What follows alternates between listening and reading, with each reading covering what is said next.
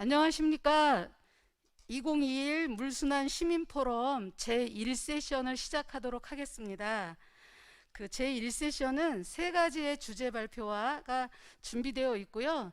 그 첫 번째 세션의 좌장이신 최지용 환경부 물순환위원회 위원장님께 그 제1세션 진행 마이크를 넘기도록 하겠습니다.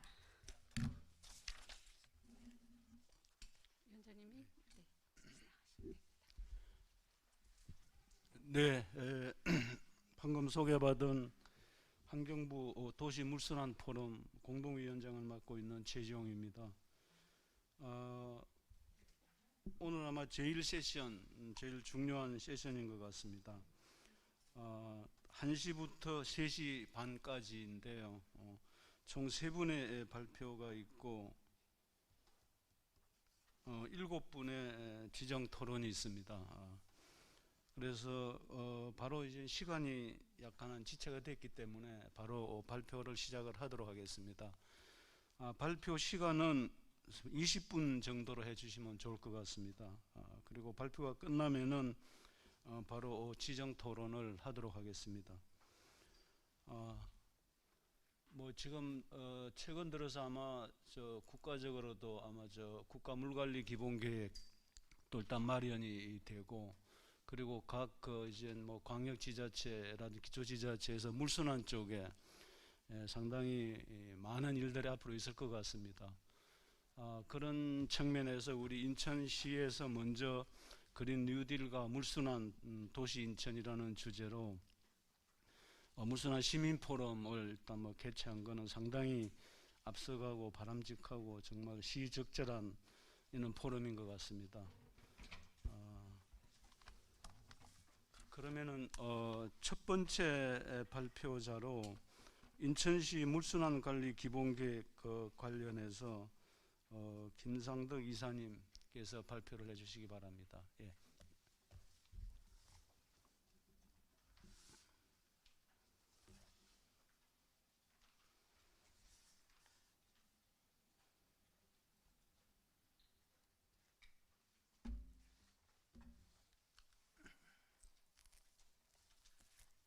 예, 마스크 벗고 말씀 드려도 될까요? 수고해야 되나? 예, 안녕하십니까. 방금 소개받은 주식회사 이산의 김상덕 상무입니다. 금일 제가 말씀드릴 사항은 인천광역시 물순환 관리 기본계획에 대한 내용이 되겠습니다.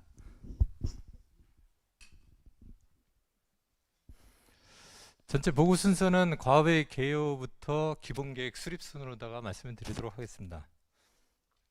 과업의 개요 부분입니다. 전체적인 과업명은 앞서 말씀드린 대로 인천광역시 물순환 관리 기본계획이 되겠고요.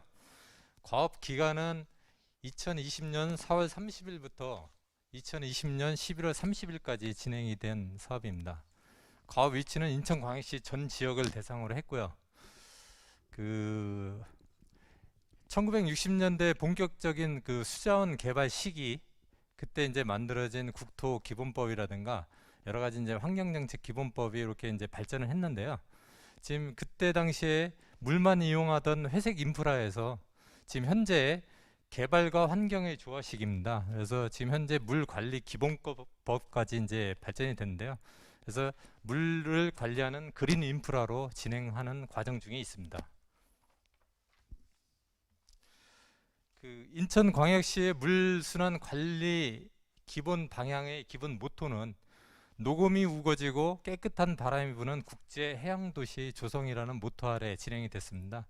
그래서 녹음이라는 의미는 LID 기법을 확산함으로써 녹색 전환의 원동력이 되고, 그 다음에 해양이라는 국제 해양도시의 브랜드 가치를 제고하고자 하는 그런 목적이 있습니다.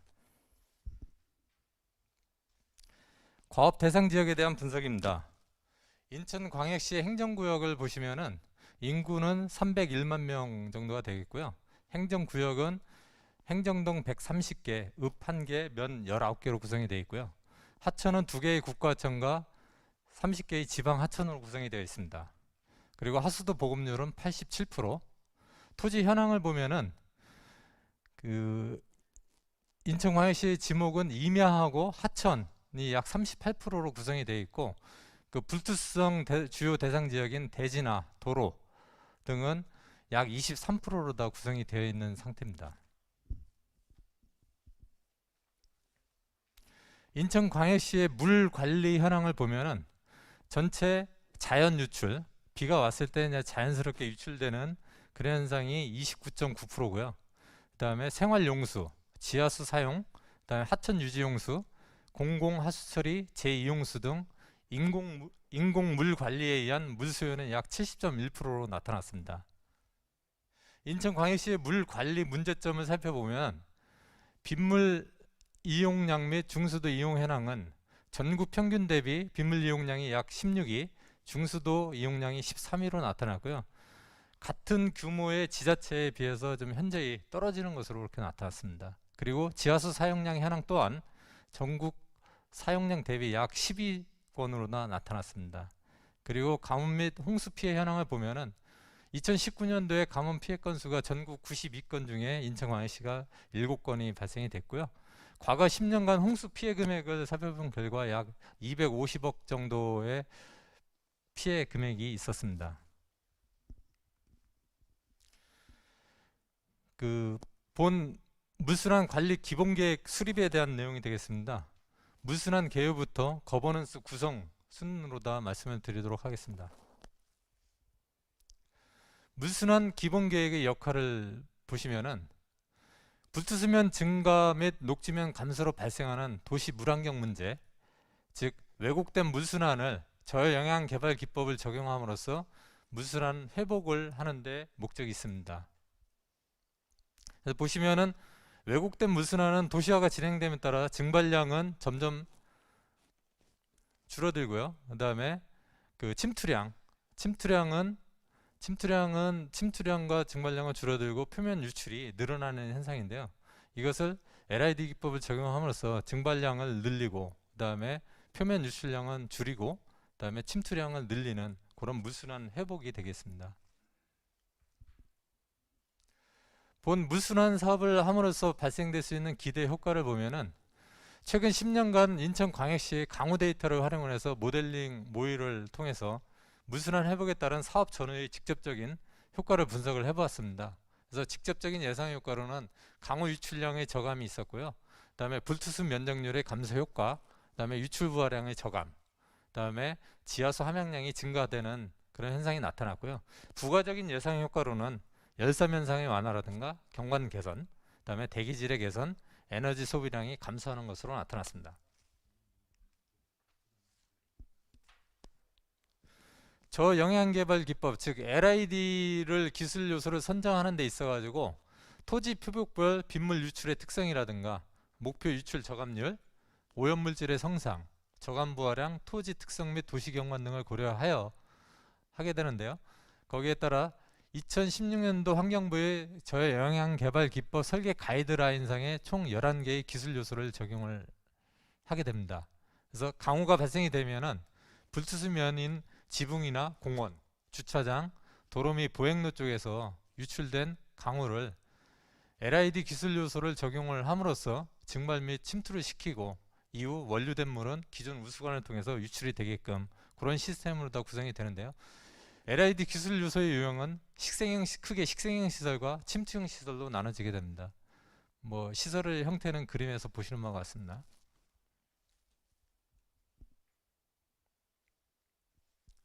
기초자료의 데이터베이스 구축 및 분석에 대한 내용입니다. 본 용역을 수행을 함으로써 그 기초적인 자료를 분석을 했는데요. 인천광역시의 불투수 면적률의 산정이라든가 물순환 상태평가, 그리고 물순환 목표 설정을 위한 기초 자료의 분석 및 GIS 데이터베이스 자료 구축이 되겠습니다. 그래서 그 일련의 내용을 보시면은 법정동의 경계를 구분하고요. 건축물 및 도로망을 분석을 하고 그다음에 인천시 전역에 대한 토양도를 분석을 했습니다. 그리고 토지 피복도 상태를 검토를 했고요. 그다음에 국토 환경성 평가 지표를 분석을 했습니다. 그리고 그 해당 지역의 모델링 건보종 활용을 위해서 수질 및 유량 조사를 실시를 했고요. 그다음에 10년간의 강우 기상 자료를 분석을 해요. 이후 이제 지표면 온도 분포까지 분석을 했습니다. 다음에 이제 세분류 토지 피복도 현행화를 실시를 했습니다. 그래서 인천광역시 전 지역에 대해서 세분류 토지 피복도와 그다음에 건물 자료, 그다음에 도로에 대해서 데이터베이스화 한 후에 분석 자료로 활용을 했습니다. 그래서 앞서 말씀드린 내용과 이 토지 피복도 현행화를 같이 입혀서 전반적인 이제 자료를 분석을 해서 이제 결과를 도출하게 되는데요. 그래서 세분류 토지 피복도 41개 항목에 대해서 관련 연구 자료 등을 활용을 해가지고 결론적으로 투수와 불투수로 다 구분을 했습니다. 그래서 한 결과 인천시 전체 불투수 면적률이 약 18.37%로 나타났고요. 강화 옹진을 제외한 도서 지역을 제외한 지역을 따져보면 불투수 면적률이 약 45.27%로 나타난 것으로 불투수 면적률이 상당히 좀 높은 것으로 나타났습니다. 그리고 이후 이제 전체 그 구로 다 세분화했을 때 동구와 미추홀구가 전반적으로다가 타 그 지자체 구보보다는 상당히 좀 높게 나타나는 것으로 도출이 되었습니다. 우선 관리 지역 선정이 되겠습니다. 앞서 말씀드린 그 데이터베이스와 분석에 의해서 전반적인 불투수 면적이라든가 사업 가능성 등을 검토를 했을 때 우선 사업지구를 선정을 하기 위한 방안이 되겠습니다. 그래서 도시 물환경 문제 지역 내 LID 시설의 설치 가능 부지, 토양의 투수능, 그리고 공공개발 사업의 진행 계획 등을 면밀히 분석 후 우선 관리 지역을 선정을 했습니다. 도시 물환경 문제 지역은 크게 수질 총량 관리 지역, 침수 영향 분석 지역, 불투수 면적률이 높은 지역, 이걸 세 가지 그 분류하에 오픈 스페이스를 분석을 해서 토양 투수능의 분석이라든가 공공 부문 사업 예정지를 입혀 중복되는 지역의 가장 높은 지역을 우선적으로 선정하는 것으로 계획을 하였습니다. 그 결과 표에 보시는 바와 같이 그 인천광역시 전체 구를 각 구에 대해서 검토해 본 결과 불투수 면적률이나 수질 오염 청량제 관리 지역, 상습 침수 지역인 지역 하에서 투수능 우수 지역이 높고 그다음에 부지 확보 용의 지역이 우수한 지역을 대비를 했을 때 계양구의 작전동, 임학동, 계산동이 가장 적합 지역으로 나타났고요. 이후 이제 부평구, 동구 순으로 나타났습니다.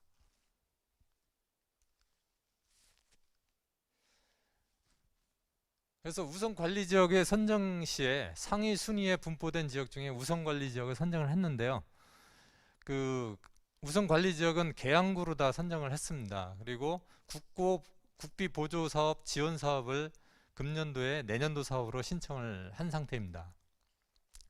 그래서 계양구의 내용을 살펴보면은 위치가 작전, 이막, 계산동에 해당되는 지역이고요. 접하는 지역입니다. 그리고 주요 시설은 계양구청 등 공공기관과 전통시장, 그다음에 교육기관, 대로 등으로 다 구성이 되어 있는 도심 밀집 지역이 되겠습니다. 그리고 특징은 공공 및 교육기관과 상업시설이 다수 위치해 있고요. 유동인구가 많고 그다음에 서부 간선수로의 비점 오염원 관리가 필요한 지역으로 나타났습니다. 그리고 부평구는 부평동, 부계동이 인접한 지역이 되겠습니다. 주요 시설로는 시장 로터리나 부평역, 부흥 오거리가 되겠고요. 특징은 교통량이 많고 테마거리 및 상가 밀집 지역 등으로 유동인구가 많고 경관 개선에 효과가 있는 것으로 나타났습니다. 그리고 동구 또한 송림동, 금곡동이 인접해 있는 지역이고요. 동구청이나 송림 오거리 지역이 되겠습니다. 그리고 여기도 마찬가지 부평과 마찬가지로 시장 및 테마거리 등 상가 밀집 지역으로 유동인구 및 교통량이 많은 것으로 나타났습니다. 그 선정된 지역에 대한 그 최적 관리 방안을 수립을 하게 되는데요. 최적 관리 방안으로서는 앞서 말씀드린 대로 구조적인 방안에 LID 기법을 적용을 하게 됩니다. 그래서 도심지 내 불투수면이 높은 지역을 대상으로 해서 각종의 LID 시설을 배치를 하게 됩니다. 그리고 우선 관리 지역의 기본 방향 또는 LID 시설의 적용 원칙에 대해서 말씀을 드리도록 하겠습니다. 그레이 인프라, 즉 기존의 단일 목적에서 다기능 목적의 시설로 융합을 하는데요. 도시시설이나 녹지, 물순환, 생태, 경관, 휴양 기능이 복합적으로다가 되어 있는 시설을 융합시키는 그린 인프라로 전환하는 개념이 되겠고요. LID 원칙의 극대화로 다양한 식재 공간을 확보함으로써 녹지 면적을 확대하고 생태계 서비스를 확대하는 부분이 되겠습니다. 그리고 빗물의 LID 녹지대 유입 부분인데요. 그 볼록형 녹지를 기존의 볼록형 녹지를 오목형 녹지로 전환함으로써 물이 오목형 녹지로다가 유입이 되는 녹지대를 구조적으로 체질하는 구조적인 녹지대의 구조를 체질 개선하는 그런 내용이 되겠습니다. 그리고 다층형 녹지를 조성을 함으로써 증발산량에 의한 증발산량을 증대시키기 위한 방안이 되겠습니다. 그래서 기존에 가로수가 있는데 가로수 사이사이에 이런 이제 다층형 식재를 조성을 함으로써 여러 가지 이제 도시 경관뿐만 아니라 증발산량을 증대하는 그런 방안이 되겠습니다. 그리고 그린 앤 블루 네트워크 시스템이라고 해서 모든 녹지를 연결하는 그런 방안이 되겠습니다. 그래서 기타 공간은 LID 시설과 물길을 연결을 하고요. 그다음에 가로수와 가로수 사이는 식생 체류지나 그 식생수로를 연결하면서 전체적인 물길이 연결이 되는 그런 개념이 되겠습니다. 우선 관리 지역에 이런 시설들을 설치했을 때의 효과가 되겠습니다. 그래서 보시는 바와 같이 지금 사업지구 계양구 지역의 그 2.1제곱킬로미터에 해당되는 지역입니다. 그래서 전체적인 사업을 진행했을 때 우출 저감 효과는 그 연간 237만 톤에서 연간 216만 톤으로 약 20만 톤의 유출량이 저감되는 것으로 나타났습니다. 이는 그 올림픽 수영 경기장 기준에서 약 92개의 물을 채울 수 있는 양이 되겠습니다. 그리고 지하수 함량량을 보면은 연간 9만 톤에서 약 25만 톤으로다 그 16만 톤의 침투량이 증가하는 것으로 나타났고요. 그다음에 비점 오염 저감량을 보시면은 연간 약 885.5kg이 줄어드는 것으로 나타났습니다. 그리고 불투수 면적도 2.33제곱킬로미터에서 2.08제곱킬로미터까지 불투수면이 감소하는 것으로 나타났습니다. 전체적인 본 사업을 추진할 때 연차별 공사비 및 유지 관리비입니다. 그래서 이 그림에서 보시는 바와 같이 인천광역시 전 지역을 대상으로 하고 있습니다. 그래서 그림에서 보시는 바와 같이 빨간색으로 된 단기 1차 지역, 여기는 이제 계양구 지역이 되겠습니다. 우선 관리 지역이면서 인천시의 시범 사업 지구가 되겠습니다. 그래서 단기 1차 지역은 약 공사비가 320억 정도가 소요가 되고요. 그다음에 나머지 이제 그 노란색으로 되는 단기 2차, 이거는 약 한 3,060억 원 정도가 소요가 됩니다. 그리고 중기, 장기로 해서 토탈 전 지역을 대상으로 본 사업을 추진하게 되면 약 1조 2천억 정도가 소요되는 것으로 나타났습니다. 그리고 유지관리비는 단기 시범 지역에 대해서 연간 4억 8천만 원 정도가 소요가 되고요. 전체 전 사업을 했을 때는 약 180억 정도가 소요가 되는 것으로 나타났습니다. 유지관리 계획이 되겠습니다. 본 이제 물순환 사업에 LID 시설을 적용함에 있어가지고 기존의 이제 비점 오염 저감 사업과 거의 유사하기 때문에 그 유지 관리 계획에 대해서 상당히 좀 민감해 있고, 그다음에 관련 그 부서 및 지자체에서 그 유지 관리 주체에 대해서 서로 좀 이제 이견 사항들이 많이 발생이 되고 있습니다. 그렇지만은 본 사업을 추진함에 있어가지고 인천광역시의 환경수질과가 전체적인 사업 계획을 하고 총괄을 함으로써 LID 설치 지역, 도로나 보도, 공원, 공공시설에 각 해당되는 구청의 도로과나 공원과 각 기관에서 관리를 하는 것으로 이렇게 계획을 잡고 있고요. 운영 주체별 상황 계절별 유지 관리 사항을 보면은 타시도의 사례를 검토를 했고요. 시설별 주요 유지 관리 사항이라든가 관련 부서의 협의, 조례 사항 등을 검토를 해본 결과 운영 주체는 직영으로 운영할 수 있고요. 전문 업체에 위탁할 수 있고요. 그 다음에 노인 일자리 연계하는 그런 사업으로 진행이 될 수가 있습니다. 그리고 상황별, 계절별 유지관리 사항은 봄, 여름에는 주로 이제 방제, 전정의 사업이 되겠고요. 여름에 장마철에는 이제 수해 피해 관리, 그 다음에 혹서기 여름에는 이제 관수나 제초, 그 외에 이제 수시로 그 청소 및 폐기물 제거 부분이 있습니다. 교육 홍보 계획입니다. 그 학생 대상으로 교육 프로그램을 운영할 수 있고요. 그다음에 견학 코스나 홍보 포스터 공모전을 통해서 대내외로 인천광역시의 물순환 사업에 대해서 광고 또는 홍보할 수 있는 그런 사업 여건이 되겠습니다. 끝으로 거버넌스 구성에 대한 부분이 되겠습니다. 인천광역시의 수질환경과가 각 해당 부서와 이제 협의 조율을 해 나가는데요. 수질환경과에서는 우선 관리 지역의 물순환 계획의 총괄 또는 시설 유지 관리 주체를 명확화하는 역할을 하고요. 그다음에 공원 조성과 도시 경관과 도로과 등 해당되는 지역에서는 LID 도입 시설 및 관리 방안 등에 대해서 협의를 합니다.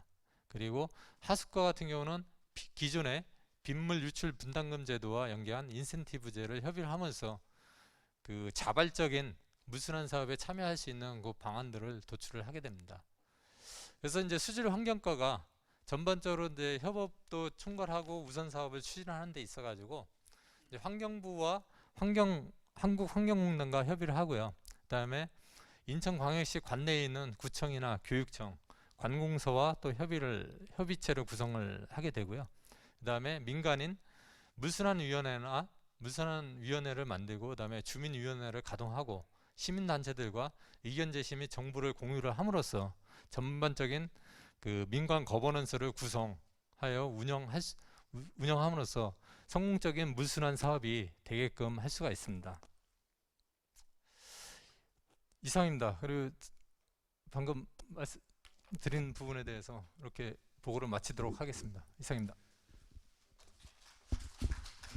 네, 감사합니다.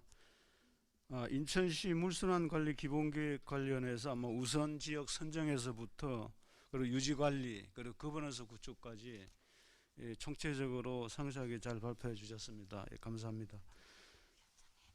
잠깐 저희 인천시 환경국장님 의회 때문에 들어가셔야 돼서 인사 말씀 간단한 말씀 하시라니까요. 예. 제가 할까요? 예, 잠깐 진행 관련해서 안내만 하나 드리겠습니다. 잠깐 진행 발언 좀 드리겠습니다. 그리고 첫 번째가 자료집이 부족하셔서 못 받으신 분 계실 거예요. 그래서 추가로 제작 요청을 급하게 했고요. 오는 대로 보내드리고 또 시간 내로 못 오면 우편으로라도 발송해드리겠습니다. 그리고 두 번째가 그 아침에 오전부터 계속 이 자리에 계신데요. 우리 인천시의 환경국장님 잠깐 인사 말씀 들으시고 그 오전에 안 들었거든요. 그래서 이 물순환에 대해서 책임을 지고 계시니까 국장님 말씀 좀 듣도록 하겠습니다. 이은수 국장님 앞으로 모시겠습니다. 네, 박수로 맞아주세요.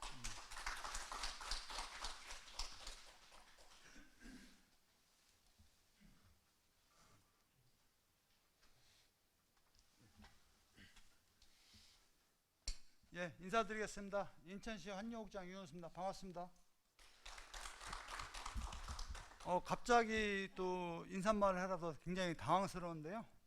하여튼 오늘 저희 인천시에서 우리 인천시와 우리 하천아지 시민단에서 준비한 그 물순환 인천 시민 포럼에 참석해 주신 모든 분들께 진심으로 감사드리고요. 저희 인천시에서도 뭐 과거에 이제 그 민간 거버넌스가 가장 잘 진행되고 있다고 오늘 자부를 하고 있습니다. 그래서 또 오늘도 또 오늘 여러 전문가 분들과 또 같이 또 이런 자리를 마련해서 너무 반갑고요. 하여튼 저희 시에서는 그 물순환 또 하천 정비 또 여러 가지 그 뭐 관련 업무를 지금 열심히 하고 있다는 말씀 드리겠고요. 오늘 이제 아까 이제 기조 강연에서 이제 김영수 위원장님께서 이제 그린 뉴딜하고 이제 물순환 부분에 대해서 강조했었는데요. 요즘에 보면은 어느 회의가나 뭐 기후변화, 탄소 중립 얘기가 나오거든요. 그래서 저도 이제 그 부분에서 좀 고민을 좀 많이 하고 있는 사람 중에 한 사람인데 오늘 다양스럽게 그 탄소 중립과 물순환 부분에서 전문가들이 또 좋은 고견을 내주실 거로 믿고 있습니다. 그래서 저희 시에서는 그런 부분을 잘 수용을 해서 탄소 중립과 물순환 부분을 같이 두 마리 토끼를 동시에 잡는 그런 행정을 할 수 있도록 열심히 노력을 할 거고요. 오늘 하여튼 참석해 주신 분께 다시 한번 감사드리고 좋은 고견을 내주시면은 저희 시에서 열심히 그런 부분 행정에 반영을 해서 뭐 친환경 도시 또 환경특별시입니다. 인천시 광역시가 환경특별시 도시에 걸맞는 그런 물 관련 정책을 추진토록 하겠습니다. 오늘 하여튼 참석해서 다시 한번 감사드리겠습니다. 네, 감사합니다. 예, 아마 바쁜 일정에서도 인사말 해주셔서 국장님 감사합니다. 그러면 두 번째 발표를 시작하도록 하겠습니다. 기후변화에 따른 집중호우 시 도심지 침수 예방을 위한 친환경 빗물 재활용 방안 관련해서 극동 엔지니어링의 김종현 전무님께서 발표를 하시겠습니다. 예.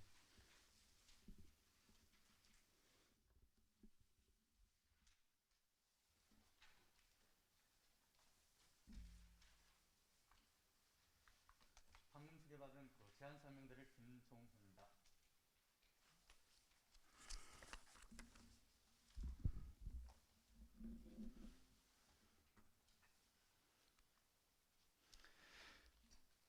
각종 개발 사업으로 인하여 건축 면적 증가와 도로 포장 면적 증가로 투수 면적 감소에 따른 빗물 지하 침투량이 급격히 감소되고 있습니다. 지하 공간 활용에 따른 지하수 과다 양수에 따른 지하 공동화 현상, 지하수 흐름의 변화에 따른 계곡의 건천화 현상, 토양 생태계 파괴 및 하천 수질의 오염의 악순환과 생태계 파괴 현상 등이 지구 환경을 위협하고 있습니다. 기후 변화에 따른 집중호우 시 저지대의 침수와 하천의 범람으로 홍수 피해가 이어지고 있으며 집중호우가 끝나면 소하천은 건천화 현상이 악순환되고 있습니다. 도로 및 차량 증가로 각종 오염물의 발생과 하천, 토양, 지하수 오염이 유발되고 있습니다. 하천 오염을 방지하고자 설치한 비점 오염 저감 시설은 비점 오염 저감 시설의 기능 저하로 하천의 오염을 방지하지 못하고 빗물을 재활용할 수 없으므로 이를 해결하고자 빗물 재활용 유출 저감 조류 시스템 매뉴얼에 대하여 제안하게 되었습니다. 표준 빗물 바지는 오염된 물질을 그대로 본관으로 흘려보내며 별도의 오염 저감 시설이 필요하며 빗물 고임 현상으로 모기 유충 및 유해 해충 서식지가 되고 있습니다. 또한 지하수 공급 부재와 별도의 비점 오염 저감 시설 설치로 유지 관리비가 과다하게 지출되고 있습니다. 침투식 빗물 바지는 오염된 빗물을 지하에 스며들게 하므로 지하수 오염과 토양 오염을 유발하고 있습니다. 표준형 빗물 바지와 침투식 빗물 바지의 문제점을 해결하고자 친환경 빗물 바지를 제안하게 되었습니다. 친환경 빗물 바지는 각종 슬러지 및 오염수를 정화하는 장치를 설치하여 오염수를 정화하고 빗물을 지하에 스며들게 할 뿐만 아니라 빗물 고임 현상과 별도의 비점 오염 시설을 저감 시설을 설치하지 않고 하천의 오염과 토양 오염을 방지할 수 있도록 하였습니다.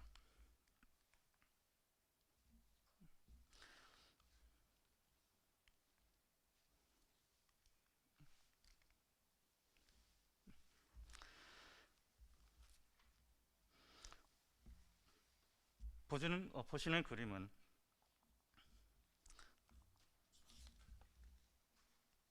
친환경 빗물 바지와 빗물 재활용 우수 유출 저감 저류조가 되겠습니다.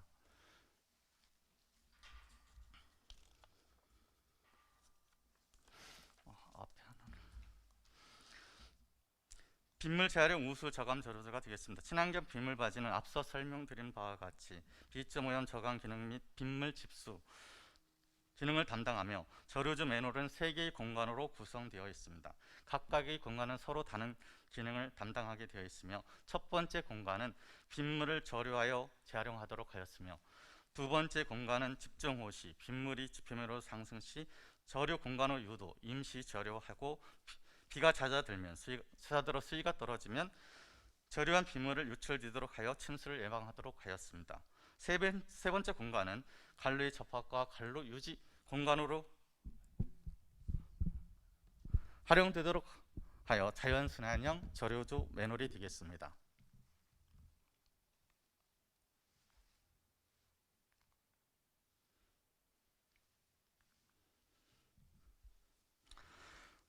보시는 그림은 빗물 재활용 우수 저류조 설치 개념도가 되겠습니다. 보시는 바와 같이 차도와 식수대 하부에 설치하도록 하여 별도의 시설 부지가 필요 없도록 계획하였습니다. 보시는 개념은 친환경 빗물바지 개념도가 되겠습니다. 단계별 기능에 대해 설명드리겠습니다. 1단계는 오염물을 거르는 거름망과 2단계 오염수를 거르는 여과장치, 3단계 잡석과 유공관을 설치하여 빗물이 제하에 스며들도록 하였습니다.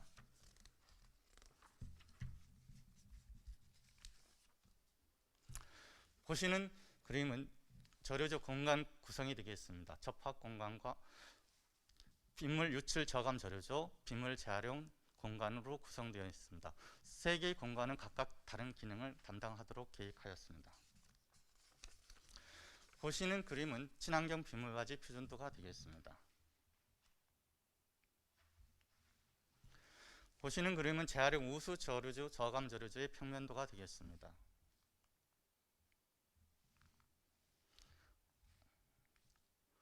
보시는 그림은 단면도가 되겠습니다.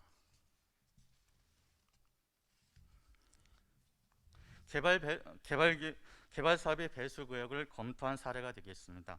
유용 면적 213헥타르를 대상으로 검토한 결과 친환경 빗물바지와 우수 유출 저감 저류 매뉴얼을 적용 시 유출 저감 10%와 수돗물 생산 원가 절감, 공사비 약 27%의 절감으로 경제적 효과가 클 것으로 분석되었습니다.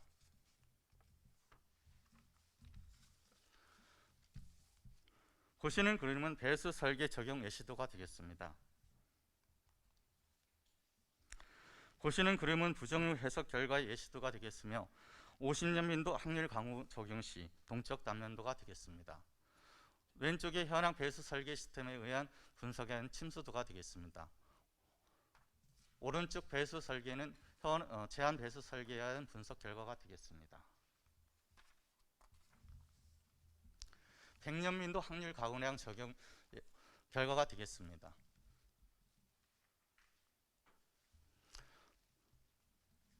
보시는 표는 수리 계산 비교표로 정유 해석과 부정유 해석, LID 기법 적용 결과의 비교 자료가 되겠습니다.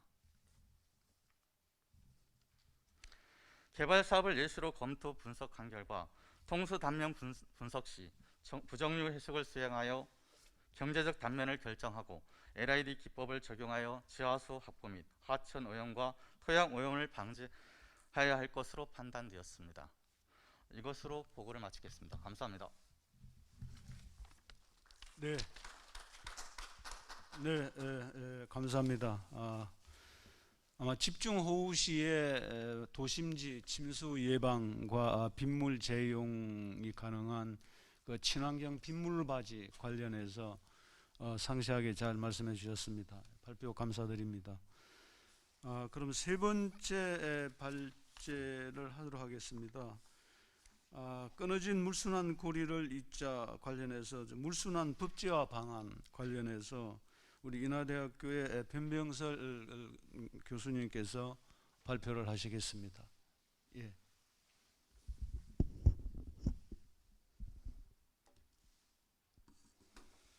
네, 안녕하세요. 반갑습니다. 인하대학교 행정학과의 변병설 교수입니다. 오늘 제가 이렇게 보니까 이 발제 토론자 참석자가 한 60여 명 되는 것 같습니다. 굉장히 많은 분들이 이렇게 발제 토론을 하는데 이렇게 거대한 행사에서 이렇게 발표를 하게 돼서 기쁘게 생각합니다. 우리 인천시가 도시 물순환 어떤 선도 도시가 되길 그런 바라는 마음으로 발표를 시작하겠습니다. 오늘 발표의 내용은 환경부에 작년에 제가 연구한 그 환경부에서 이제 이 물순환법을 이제 만들려고 하는데 거기에 어떤 내용이 좀 담겨야 하는지 그런 부분 과제를 좀 수행한 그런 내용의 일부입니다. 그래서 그 내용을 발표를 하는데 우리가 도시화가 되고 또 산업화가 되면서 이제 도시가 이 물순환의 고리가 많이 끊어지고 파편화됐다고 생각을 합니다. 앞으로 이 단절된 이 파편화된 이 물순환을 어떻게 연결할 거냐 이게 굉장히 중요하다고 보여집니다. 그래서 이 물순환성을 높일 수 있는 그런 이제 법을 어떻게 이제 만들어야 하는지, 그래서 올해 안에 환경부에서 이 법을 만들어서 좀 통과시키려고 하는 그런 이제 목표를 가지고 있습니다. 정말 이 물순환이 좀 필요한 것이 최근에 이제 이 기후 변화 이것하고 밀접한 관련이 있다고 보여집니다. 그래서 2020 탑 5 리스크를 보면 지금 이 극한 기후, 또 기후 대책 실패, 자연재해, 생물 다양성 손실, 도시 환경체 이런 부분을 이제 선정하고 있는데, 보니까 우리의 사회 경제 환경 여러 리스크 중에서 이 환경 분야가 이렇게 5개씩이나 차지하고 있어요. 그래서 우리 앞으로 우리 인류에게 많은 영향을 주는 이 리스크가 이 환경과 관련이 되어 있다. 특히 여기 보면 이제 이 자연재해 이런 부분도 탑 3에 이렇게 이제 포함이 되어 있습니다. 그래서 요거는 이제 부문 내에 이런 것뿐만 아니라 또 부문 간의 사회나 경제 위험과도 이런 환경이 깊은 상호 연결성을 보인다 하는데도 더 또 중요성이 있다고 생각됩니다. 그래서 이 온실가스 배출 늘어나고 있는 거 너무나 잘 알고 있고요. 또 자연재해로 인한 피해도 날이 갈수록 이렇게 증가하고 있는 것을 우리가 확인할 수가 있습니다. 정말 작년에 이 물난리 겪으면서 이렇게 도시 지역에 이렇게 침수가 되는 것을 우리가 경험을 했고, 이게 이제 작년으로 그치고 앞으로 지리라고 보장하기 어려운 거죠. 그래서 지금 이제 이 익스트림 워터가 계속 증가할 것으로 예상되기 때문에 이 도시에 이 침수되는 것 이걸 좀 피할 수가 없다. 그래서 미리미리 사전에 예방하는 것이 무엇보다 중요하다. 그래서 호우 발생의 횟수도 늘어나고 있고 피해액도 증가하면서 인명 피해 또 재산 피해가 늘어나고 있는 그런 이제 상황입니다. 그래서 이 국제적으로 보면 UN SDG에서도 이런 물순환성을 높이는 이런 부분을 이제 강조하고 있죠. 건강하고 안전한 물 관리 이게 이제 들어가 있습니다. 여기서 이제 통합된 수자원 관리 이런 걸 좀 강조하고 있고, 또 우리 KSDG 17개 목표 내에서도 건강하고 안전한 물 관리에 하수 처리조 활용률을 좀 더 높이자 하는 것, 또 수질 등급 달성률도 좀 향상시키는 그런 목표를 가지고 있습니다. 국내뿐만 아니라 이렇게 국제적으로도 물 관리, 물 순환이 이제 중요한 그런 이제 분야입니다. 최근에 환경부에서도 신규 공공택지에 LID 저영향 개발 기법을 적용한다. 저영향 개발 기법 도입 시에 관련 기관 적극적인 협력 체계를 만든다. 이런 걸 이제 발표를 했습니다. 최근에 한국판 그린 뉴딜 발표하면서 또 스마트 그린 도시에서 25개 지자체를 평가해서 선정을 했는데, 저도 여기 이제 평가위원으로 활동을 하면서 보니까 이 100개 지자체가 신청을 했는데, 거기에 이제 물순환, 물을 어떻게 활용하겠다 하는 부분이 굉장히 많이 제안서가 제출이 됐습니다. 그래서 보면 이제 이 물과 관련해서 또 지자체에서도 굉장히 많은 관심을 갖고 있구나 라는 것을 확인할 수가 있었습니다. 스마트 그린 도시 사업 모델 보면 대표적으로 이제 이 정부에서 추진하고 있는 그린 뉴딜의 대표적인 사업으로 이제 스마트 그린 도시 사업을 진행을 하고 있고, 또 올해도 이제 공모 사업을 할 텐데, 그 중에 이제 이 분야를 보면 크게 이제 4개 분야, 세부 10개 분야가 있는데, 여기 회복력 분야에 이제 물순환이 여기 들어가 있습니다. 기후 탄력, 물순환, 물 안전 안심, 그래서 상당히 물과 관련된 이런 이제 내용들이 스마트 그린 도시의 사업 모델로 포함되어 있다 하는 것 좀 말씀드리고 싶고요. 그래서 앞으로 이 물순환 관리의 방향이 과거에는 이제 이 도시에 비가 오면 어떻게 빗물을 밖으로 빨리 빼낼 건가 이런 쪽에 이제 관심을 가졌다면 이제 앞으로는 어떻게 물을 활용할 건가 빗물을 그 다음에 이제 이 그린 인프라 관련해서 토지이용 계획이나 이 도시 계획과 같은 이 비구조적 전략에 이런 빗물을 활용하는 것, 또 물 관리 이런 걸 어떻게 포함시킬 거냐. 그래서 지금은 이제 이 물과 관련돼서 이걸 보는데 환경 계획 차원에서 보는 것도 필요하겠지만 도시 계획, 단지 계획, 또 도시 설계 이런 어떤 이 비구조적 그런 어떤 측면에서 이것도 이제 포함될 필요가 있겠다는 그런 이제 패러다임의 전환이 필요한 이제 상황입니다. 잠시 외국의 사례들을 이렇게 살펴보면 네덜란드의 델타 프로젝트는 건축물 차원, 커뮤니티 차원, 광역 차원 이렇게 규모를 좀 달리해 가지고 물 순환을 어떻게 해야 될지 이렇게 이제 스케일을 좀 고려한 물 관리, 물 순환을 하고 있고 네덜란드나 이제 중국은 스펀지 시티라는 브랜드 하에 유사시에는 이제 이런 공원으로, 녹지로, 또 운동장으로 이렇게 쓰지만 또 비가 왔을 때는 이게 하나의 유수지 역할을 할 수 있도록 하는 그런 이제 전략입니다.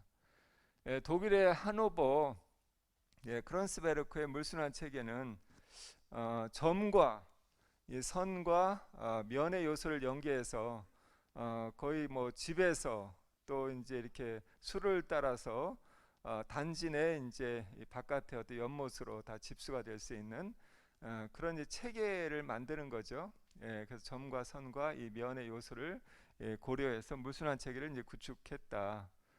독일의 함부르크 엘델프아우는 보니까 이제 그레이 워터는 자연 정화를 시키고 이 블랙 워터는 에너지 생산으로 연계해서 여기서 에너지를 이렇게 만드는 그런 형태로 또 체계화를 시켰습니다. 또 덴마크 코펜하겐도 보면은 뭐 여기 이제 평상시는 이렇게 공원과 완충 녹지로 활용을 하지만 비가 왔을 때는 이제 빗물을 모으는 그런 이제 장치로 활용을 하고 있고 조닝 개념을 적용을 해서 홍수가 침수가 되는 그런 지역이 어딘지 이런 것들도 이제 관리를 하고 있다 하는 겁니다. 그래서 전반적으로 호주도 보면 워터 센시티브 도시로 이제 전환을 확대하는데 여기 조닝 개념의 리스크가 좀 높은 곳, 낮은 곳 이렇게 이제 하나의 지역적인 그런 개념으로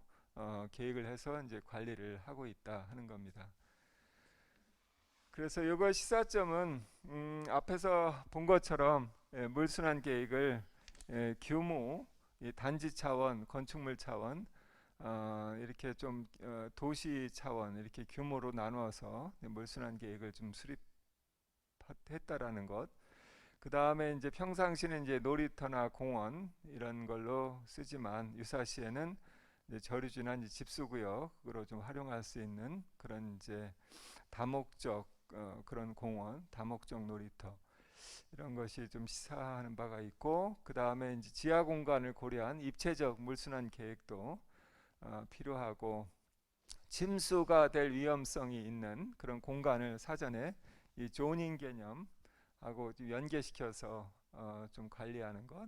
그 다음에 이제 그린 인프라스트럭처를 활용한 물순환 이런 것이 이제 외국에서 많이 이렇게 추진하고 있는 방향이다라고 이제 말씀드릴 수 있겠습니다.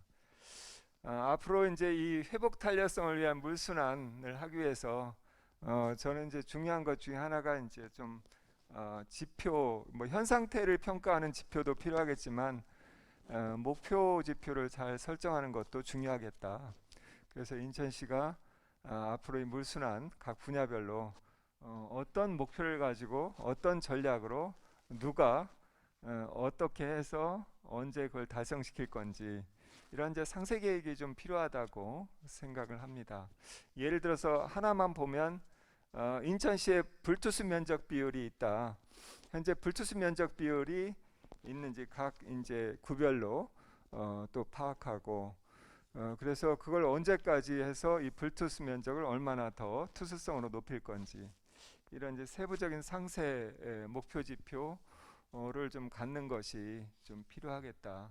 그래서 이걸 좀 나눠서 도시의 일반적인 여건과 함께 이제 공간의 또 소환경의 잠재 위험도, 수재 취약도, 물 공급 안정성, 물 이용 편의성 이런 지표 가지고 좀 이제 관리해 가는 것이 필요하고 또 이번엔 물순환법 환경부에서 만들 때 제가 이제 제안했던 것이 인증제입니다. 그래서 신도시나 도시재생 지역에 물순환성이 굉장히 좋게 했다면 국가적으로 좀 인증해주는 그런 이제 형태로 계획을 했는데 그래서 인증할 때 여기에 이제 포함시켜야 될 지표가 뭔지 물의 어떤 침투성을 높이는 흡수와 여과 또 물이 사람과 얼마나 친하게 가까이 좀 잘 보고 즐길 수 있도록 하는 저류와 친수 그 다음에 이제 물을 어떻게 활용할 거냐 하수 재이용과 관련된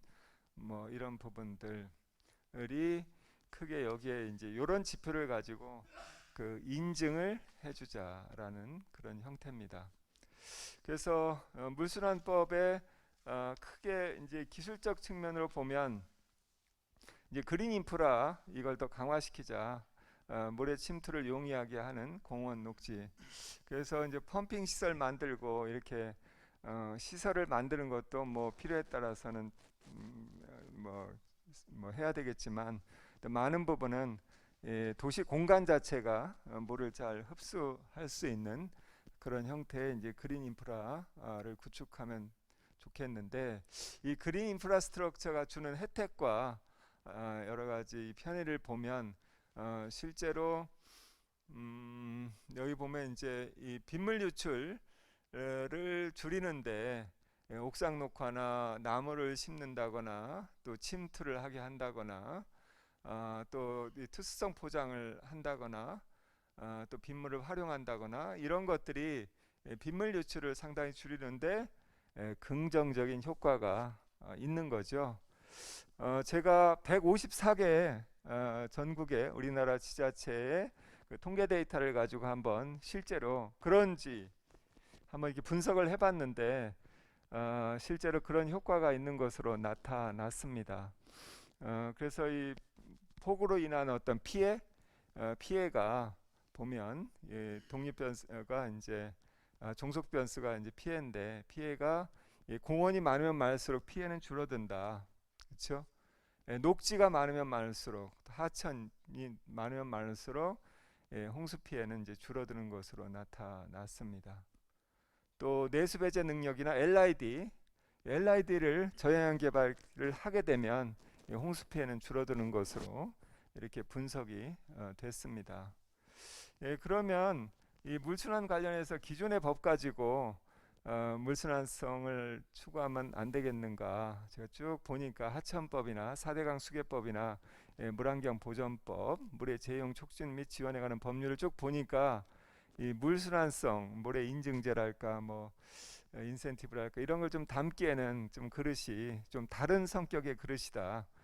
그래가지고 이건 새로운 이 법을 좀 제안을 하게 됐습니다.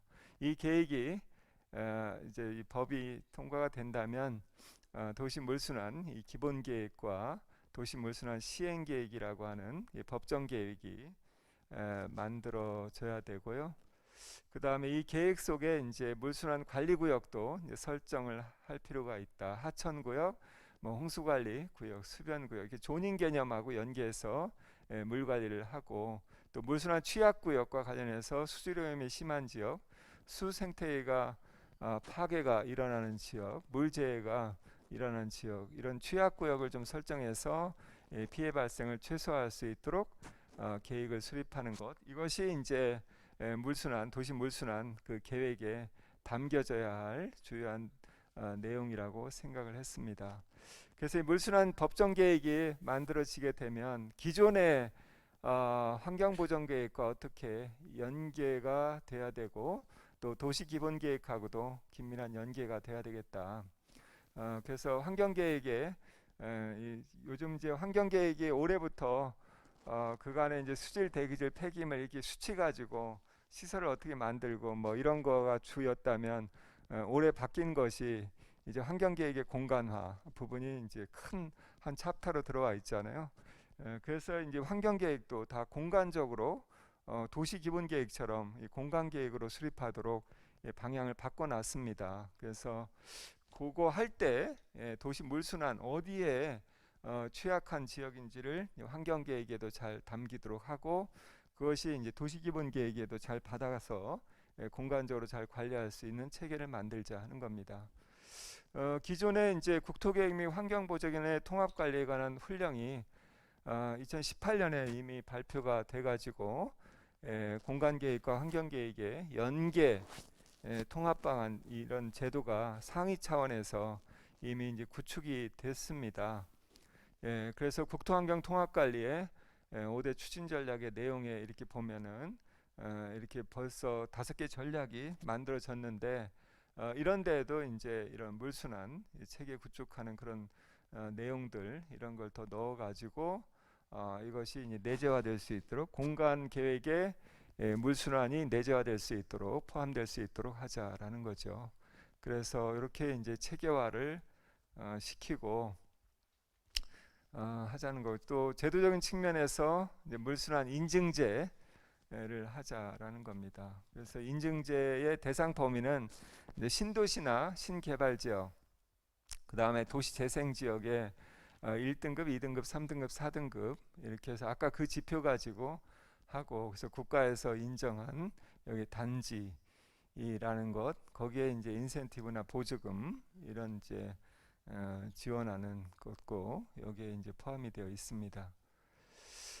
그 다음에 이제 앞으로 개발 사업을 할 때 도시 물순환과 관련된 이제 사전협의제 또 여기에 이제 중요하게 이 법안에 이제 담기도록 제안을 했습니다. 그래서 이 건축물에 있어서 그 건축물 그 단지가 얼마나 물순환성을 갖는지 이 환경부의 협의를 받도록 그래서 너무 물순환성이 포함되어 있지 않다 그러면 협의가 안 되는 거죠.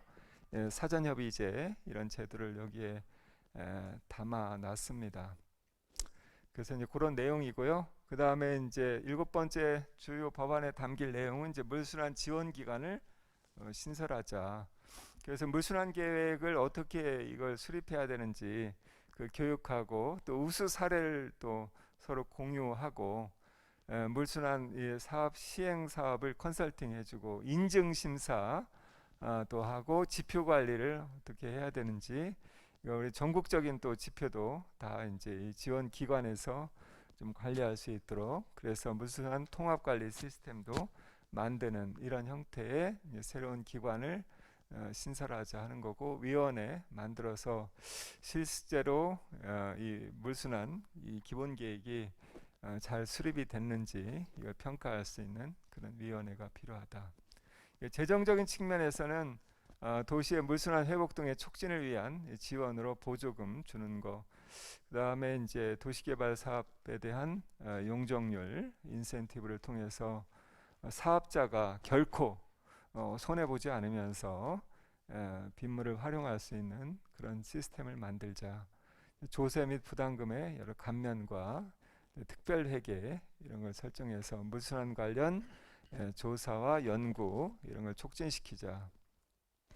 그 다음에 이제 뭐 외국에서 많이 하는 빗물 유출 부담금인데 이제 불투수 면적에 비례해서 개발 사업이 이게 자연 지역을 개발한다면 당연히 이제 불투수 면적이 생길 텐데 그 불투수 면적에 비례해서 빗물 유출 부담금을 부과하고 그래 이것이 이제 누구의 책임이냐? 개발 사업자의 사회적 책임으로 하고 그래서 이런 부분을 독일이나 미국이나 이런 데서 또 좀 부과를 하고 있습니다.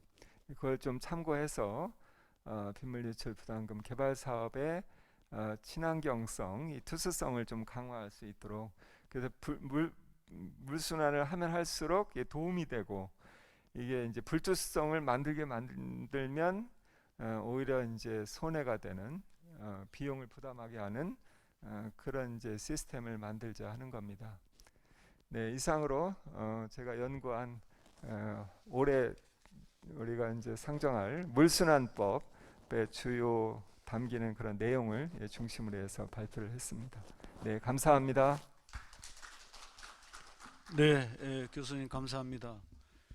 물순환 관련된 피해 사례 여건 변화를 말씀해 주셨고, 그리고 일단 물순환 관련해서 선진 사례도 말씀해 주셨습니다. 그리고 국내 도입 반환, 특히 이제 제도와 관련해서 많은 제도적인 아이디어를 제시하셨습니다. 감사드립니다. 그러면은 바로 토론으로 이어지도록 하겠습니다. 우리 토론자께서는 이게 지정된 좌석으로 좀 이동해 주시기 바랍니다. 토론은 먼저 제가 토론자를 소개해 드리고, 그리고 각 토론자께서는 한 7분 이내로 일단 말씀해 주시면 좋을 것 같습니다.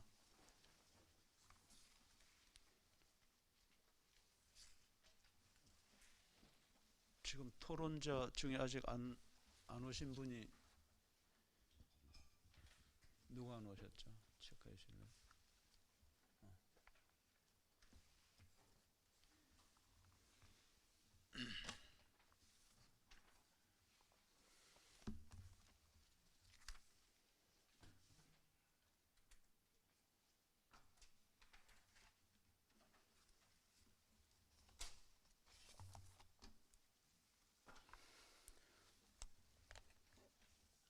네, 그럼 토론자를 소개를 해드리도록 하겠습니다.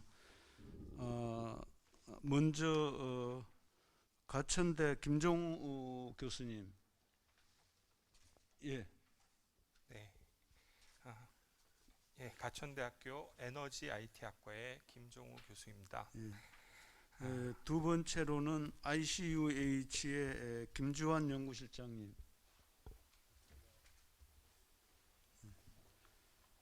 세 번째로는 인천시 수질환경과 김경희 팀장님. 그리고 네 번째로는 인천 도시 생태환경연구소의 박병상 소장님. 다음에는 한밭대학교의 주진철 교수님. 네, 반갑습니다. 다음에는 가톨릭 환경연대 대외협력위원회 위원장이신 지영일 위원장님. 반갑습니다. 예. 아마 세 개 주요한 세션 발표가 있었습니다. 아마 이번 정부에서는 최근 국가 물관리 기본계획을 확정을 했습니다.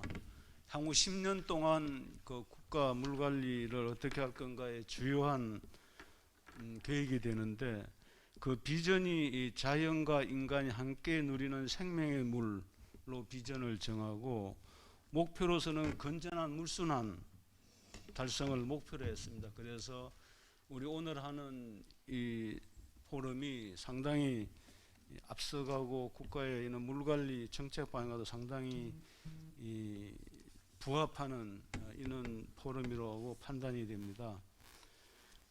세 분의 발표가 있었는데요. 첫 번째로는 아마 우리 김상덕 이사님께서 인천시 물순환 기본계획 관련해서 말씀을 드렸고, 두 번째로는 김정현 전무께서 침수 예방 빗물 재이용 관련한 친환경 빗물 바지 관련해서 말씀을 해주셨습니다. 그리고 세 번째로는 우리 변명설 교수님께서 물순환 기본법 관련해서 상당히 중요한 발표를 하셨습니다. 우리 지금 토론자가 전부 다 6분 계시는데요. 우리 우리 토론자 중에 먼저 좀 일정이 있으셔가지고 지영일 위원장님부터 먼저 토론을 하시고, 그리고 아까 제가 소개 순서대로 토론을 해주시면 될 것 같습니다. 먼저 그럼 부탁드리겠습니다. 네, 감사합니다. 예. 앞서 그 순서되어 있던 토론자분께 감사 말씀과 양해의 말씀 동시에 구하겠습니다.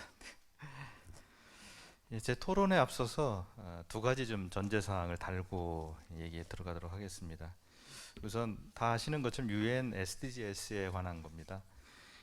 목표 중에 그 두 번째 목표가 기아, 식량 안보, 지속 가능한 농업이 되어 있습니다. 그다음에 여섯 번째 목표가 깨끗한 물과 위생, 그다음에 11번째 목표가 보건력 있는 지속 가능한 도시와 안전. 그래서 이게 다 결국은 물과 직접 연결되어 있거나 밀접히 연관되어 있는 목표입니다. 이 외에도 13번 목표, 14번 목표, 15번 목표 등 다각적으로 연관이 있거나 영향을 주고받는 목표들로서 총 한 6개 정도가 물과 관련이 있다 보면 사실 세계적인 이 화두이자 전 세계 온 지구인이 관심을 갖고 주력해야 될 당면 현안이고 이슈이겠다 싶습니다. 또 하나 전제는 한국판 그린 뉴딜 지난해 7월에 발표된 거에 보면 저탄소 친환경 경제 전환이라고 하는 목표를 향해서 탄소 중립 사회를 대통령께서 내세우셨습니다. 여기에 역시 기본 요소이자 향후 실현되어야 될 목표로서 지속 가능한 도시, 그것이 또 뒷받침되는 물과 관련한 체계들도 있겠습니다. 그래서 이 자리, 그다음에 오늘 이야기할 물순환이 그만큼 중요하다는 말씀을 드리고, 또 하나 아주 깊은 문제 의식이 있습니다. 자료를 보고 또 말씀을 들으면서 지금 우리가 집중적으로 논하는 물순환이 이게 빗물에 굉장히 집중되어 있습니다. 그러니까 자연 현상으로서 자연 순환으로서의 물순환만 주력으로 보는데, 물론 다른 측면에서는 또 다른 물순환을 고민하시고 논하시겠지만 도심 하천이라든가 또 인위적인 순환 체계로서의 상하수도에 대한 언급이나 고민이 없는 것에 대해서는 좀 의아한 생각도 들었습니다. 그래서 이제 그 물순환, 그 빗물과 관련해서 물순환이 문제 해결이 충분한가, 여전히 남는 문제는 없는가라는 문제의식을 갖고 말씀드리겠습니다. 지금 전국적으로는 뭐 물순환과 관련해서 뭐 물순환 도시를 선언한 데들도 있고요. 많은 사업들이 있더군요. 전주시, 대전시, 안동시, 뭐 수원시에서 아예 전반적인 도시 시스템을 바꾸는 곳도 있고, 아니면 부분 사업으로 채택하는 도시도 있습니다. 결국 이들을 들여다보면 물순환 문제가 도시와의 여파로 급부상한 인위적인 문제의 성격이 강하다. 자연 상태였으면 이게 어떻게든 기존 시스템대로 돌아갔겠는데 그렇지 않게 됐기 때문에 별도의 현안으로 빼서 얘기를 하게 되는 사정이 된 것이죠. 그리고 이게 지구온난화, 기후변화에 따른 재해와 연관되어서 그것을 예측하고 예방하거나 대처하는 수단과도 밀접하게 연관돼 있더라라는 측면을 보았습니다. 결국 물순환의 회복 또는 복원은 도시의 복잡한 문제를 풀어내는 과정이고 재난으로부터 시민의 건강과 안전을 지키는 길이겠구나라는 강한 확신을 갖게 됩니다. 그래서 총체적으로는 지속 가능한 도시 환경을 강화하고 시민의 안전과 환경복지, 삶의 질에 직결되는 정책 과제인 것이 당연하겠지요. 그리고 그것 때문에 세계적 차원에서는 뭐 생존의 문제로 보거나 또는 지역적으로 지속 가능한 도시를 위해서 도시계획 전반, 도시개발의 철학을 돌아봐야 하는 국면에 놓여 있는 것입니다. 그래서 지금 우리가 지금 이 이슈를 대할 때, 그래서 빗물이라고 하는, 앞서 문제의식을 말씀드렸지만 빗물이라고 하는 소재에만 국한할 수도 없거니와 또는 빗물과 연관된 도시 인프라만을 볼 수는 없겠다. 이게 공간관리 차원도 필요하겠고요. 그 다음에 도심 하천, 녹지, 바람길, 뭐 강호, 강설의 관리와 활용, 그리고 상하수도 체계 등 세부적인 연관된 이슈들이 굉장히 폭넓겠다 싶습니다. 따라서 그것이 한국판 뉴딜에도 연관될 텐데요. 도시나 공간, 생활 인프라를 인프라를 녹색으로 전환하겠다라고 하는 의지가 거기서 실현될 수 있겠다고 봅니다. 그리고 그것이 저탄소 친환경 경제 전환의 일환이 또 될 것이고요. 그렇다면 현재 제시된 인천시 내에서의 그 이슈를 다루는 영역이 단순히 물관리 차원을 넘어서게 된다는 것입니다. 도시계획, 도시재생까지 아우를 수 있겠지요. 더 나간다면 이제 산업, 경제 분야까지도 아우를 수도 있겠다고 보여집니다. 그런 면에서 지금 현재 물순환과 관련해서 직접적인 사업 부서인 수질환경과가 어느 만큼의 추진력과 주도성을 발휘할 수 있을 것이냐 하는 대목이 좀 고민스럽습니다. 그리고 또 앞서 전제한 UN SDGs나 한국형 그린 뉴딜을 말한다고 할 때는 그것이 어떻게 논의되고 달성 가능한 정도까지 근접해 갈 수 있을까? 그러니까 이게 추진 체계에 대한 정책 입안과 달성 과정에 대한 고민도 아울러 된다는 말씀입니다. 근데 인천시는 정책 우선순위나 조직 체계에 있어서 현재는 아직은 그렇지 못합니다. 물순환이나 지속 가능한 도시 환경의 비중이 아직은 낮아 보이고요. 이 부분에서는 향후 보완이 제도 정책적, 조직적으로 매우 필요하겠습니다. 아울러 제가 이제 주로 말씀드리는 건 인천시 물순환 관리 기본 계획일 수밖에 없겠는데요. 뭐 그 내용과 관련해서 좀 질문 겸 제언을 드리면 말미에 우선 관리 지역 얘기를 해주셨어요. 근데 저는 다양한 사례들을 검토하고 이것이 향후 확산되는 과정 또는 효과를 높이는 차원까지 고려한다면 현재에 더해서 비교군을 형성하면 어떨까라는 생각도 해보았습니다. 이를테면 공간별로 대조 대비를 할 수 있도록 하는 건데요. 일부 고민은 반영하셨겠으나 원도심, 신도심 또는 주거지와 상업공업지, 상업지, 도시화 지역과 하천 주변 지역, 녹지 지역 이런 식으로 좀 공간별로도 대비할 수 있는 대조해서 적용할 수 있는 방안까지 내놓으면 어떨까 하는 또 고민도 세부적으로는 해보았습니다. 어쨌거나 도시 공간 곳곳에 LID를 적용하는 것과 동시에 좀 철저한 비점 오염원 통제를 하고 도심 복개천의 생태하천 복원, 오늘 행사를 주최하는 하천 살리기 추진단의 정체성과 맞닿아 있지요. 그런 영역, 그 다음에 수돗물 절약과 사용량 감소 등도 매우 중요한 활동이고 정책이겠다 싶습니다.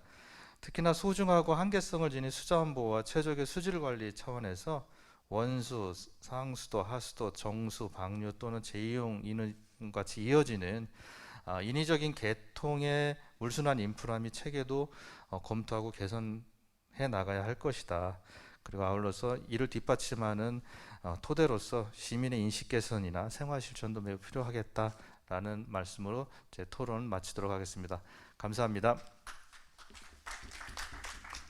네, 감사합니다. 일단 뭐 물순환 관련해서 물관리 차원을 넘어서 일단 뭐 도시계획이라든지 도시재생 부문까지 확대 필요성이라든지 그리고 이제 물순환을 위해서 여러 가지 한계점이라든지 그런 것도 잘 지적을 해주셨고요. 앞으로 추진 체계라든지 달성 과정 관련해서 필요성 등도 상당히 제안을 하셨습니다. 감사합니다. 그럼 두 번째로는 가천대학교의 김종우 교수님 부탁드리겠습니다. 네, 가천대 에너지 IT 학과의 김종우 교수입니다. 예. 일단 저는 좀 AI 혹은 IT 쪽을 이제 전공하는 사람인데 맨 처음에 왜 저를 여기 불러셨을까 이제 그런 생각을 해봤는데요. 첫 번째, 가천대학교가 이제 인천하고 송도에 캠퍼스하고 이제 연구소가 있고요. 그리고 제가 원래 전공은 물을 하다가 이제 요즘에는 IT 쪽을 하고 있습니다. 그래서 과연 AI가 어떻게 물하고 물 순환과 만날 수 있을까 이런 생각을 조금 하게 됐습니다. 일단 첫 번째 용어가 요즘에 이제 AI라는 용어가 많이 뭐 버즈워드해서 나오긴 하는데요. 뭐 로봇이나 뭐 이미지, 음성 인식 뭐 이런 데 많이 나오는데 사실은 그런 개념은 좀 뭔가 컴퓨터가 인간을 이제 지배하는 듯한 느낌이 있어서 저도 별로 좋아하지는 않고요. 저는 이제 그 단어를 계산지능이란 단어를 씁니다. 이 사실 컴퓨터라는 거는 어떻게 인간의 좋은 도구거든요. 뭐 그건 이제 뭐 선사시대 석기부터 해서 도구를 사용하는 인간이 뭐 이제 획기적으로 몇 번의 이제 발전들이 있었죠. 뭐 주판을 사용하기도 하고. 그다음 이제 컴퓨터가 좋은데 그게 이제 요즘에는 조금 뭔가 그 어떻게 어떤 주종 관계에 관한 그런 우려 같은 게 있긴 있지만, 그러나 사실 조금 여러분들이 공부를 해보시면 아시겠지만 어떤 기존의 학문, 특히 통계학 같은 인과관계 학문에서 어떤 비선형성을 더 이제 높여준 겁니다. 그래서 사실은 이거를 더 적극적으로 사용할 수 있었고, 사실은 그동안도 저희가 사용을 해왔다고 생각할 수도 있는데요. 그래서 우리가 이제 어떤 방향을 이렇게 정했을 때 사실은 총론은 있지만 이제 강론이 너무 복잡해지다 보면 그게 저희가 좀 정확히 수렴하지 않을 수도 있고 체계성이 떨어질 수도 있습니다. 그래서 어떤 주먹국으로 흐를 수도 있고, 아니면은 엔지니어링 센스는 갖고 있지만 그것의 한계들이 존재하기 때문에, 예를 들면 뭐 알파고 여러분도 아시겠지만 물론 경험 많은 기사가 많은 규칙을 알고 있긴 하지만 결과적으로는 그 경우의 수를 더 많이 따져보는 그 스피드에는 가지 못하거든요. 그래서 어떤 스케일러빌리티라고, 이 확장이 되다 보면, 이 지금 사실 물순환에서 많은 컴포넌트들이, 요소들이 존재하는데 그런 것들을 다 고려해 주려면 사실은 그게 우리 인지의 한계에 부닥칠 수가 있습니다. 그래서 그런 것들을 우리가 좀 이런 기술들, 뭐 AI나 뭐 저는 계산지능이라고 하는데, 이런 기술들을 이용해서 좀 도움을 받아보면 어떨까 하는 생각을 하죠. 뭐 간단하게 여러분들이 계산을 막 좀 복잡하던 것도 뭐 엑셀 그 스프레드시트 하나에서 쉽게 파악할 수 있듯이요. 그래서 일단은 물이 들어가는 게 있고 나가는 게 있다고 이제 생각합니다.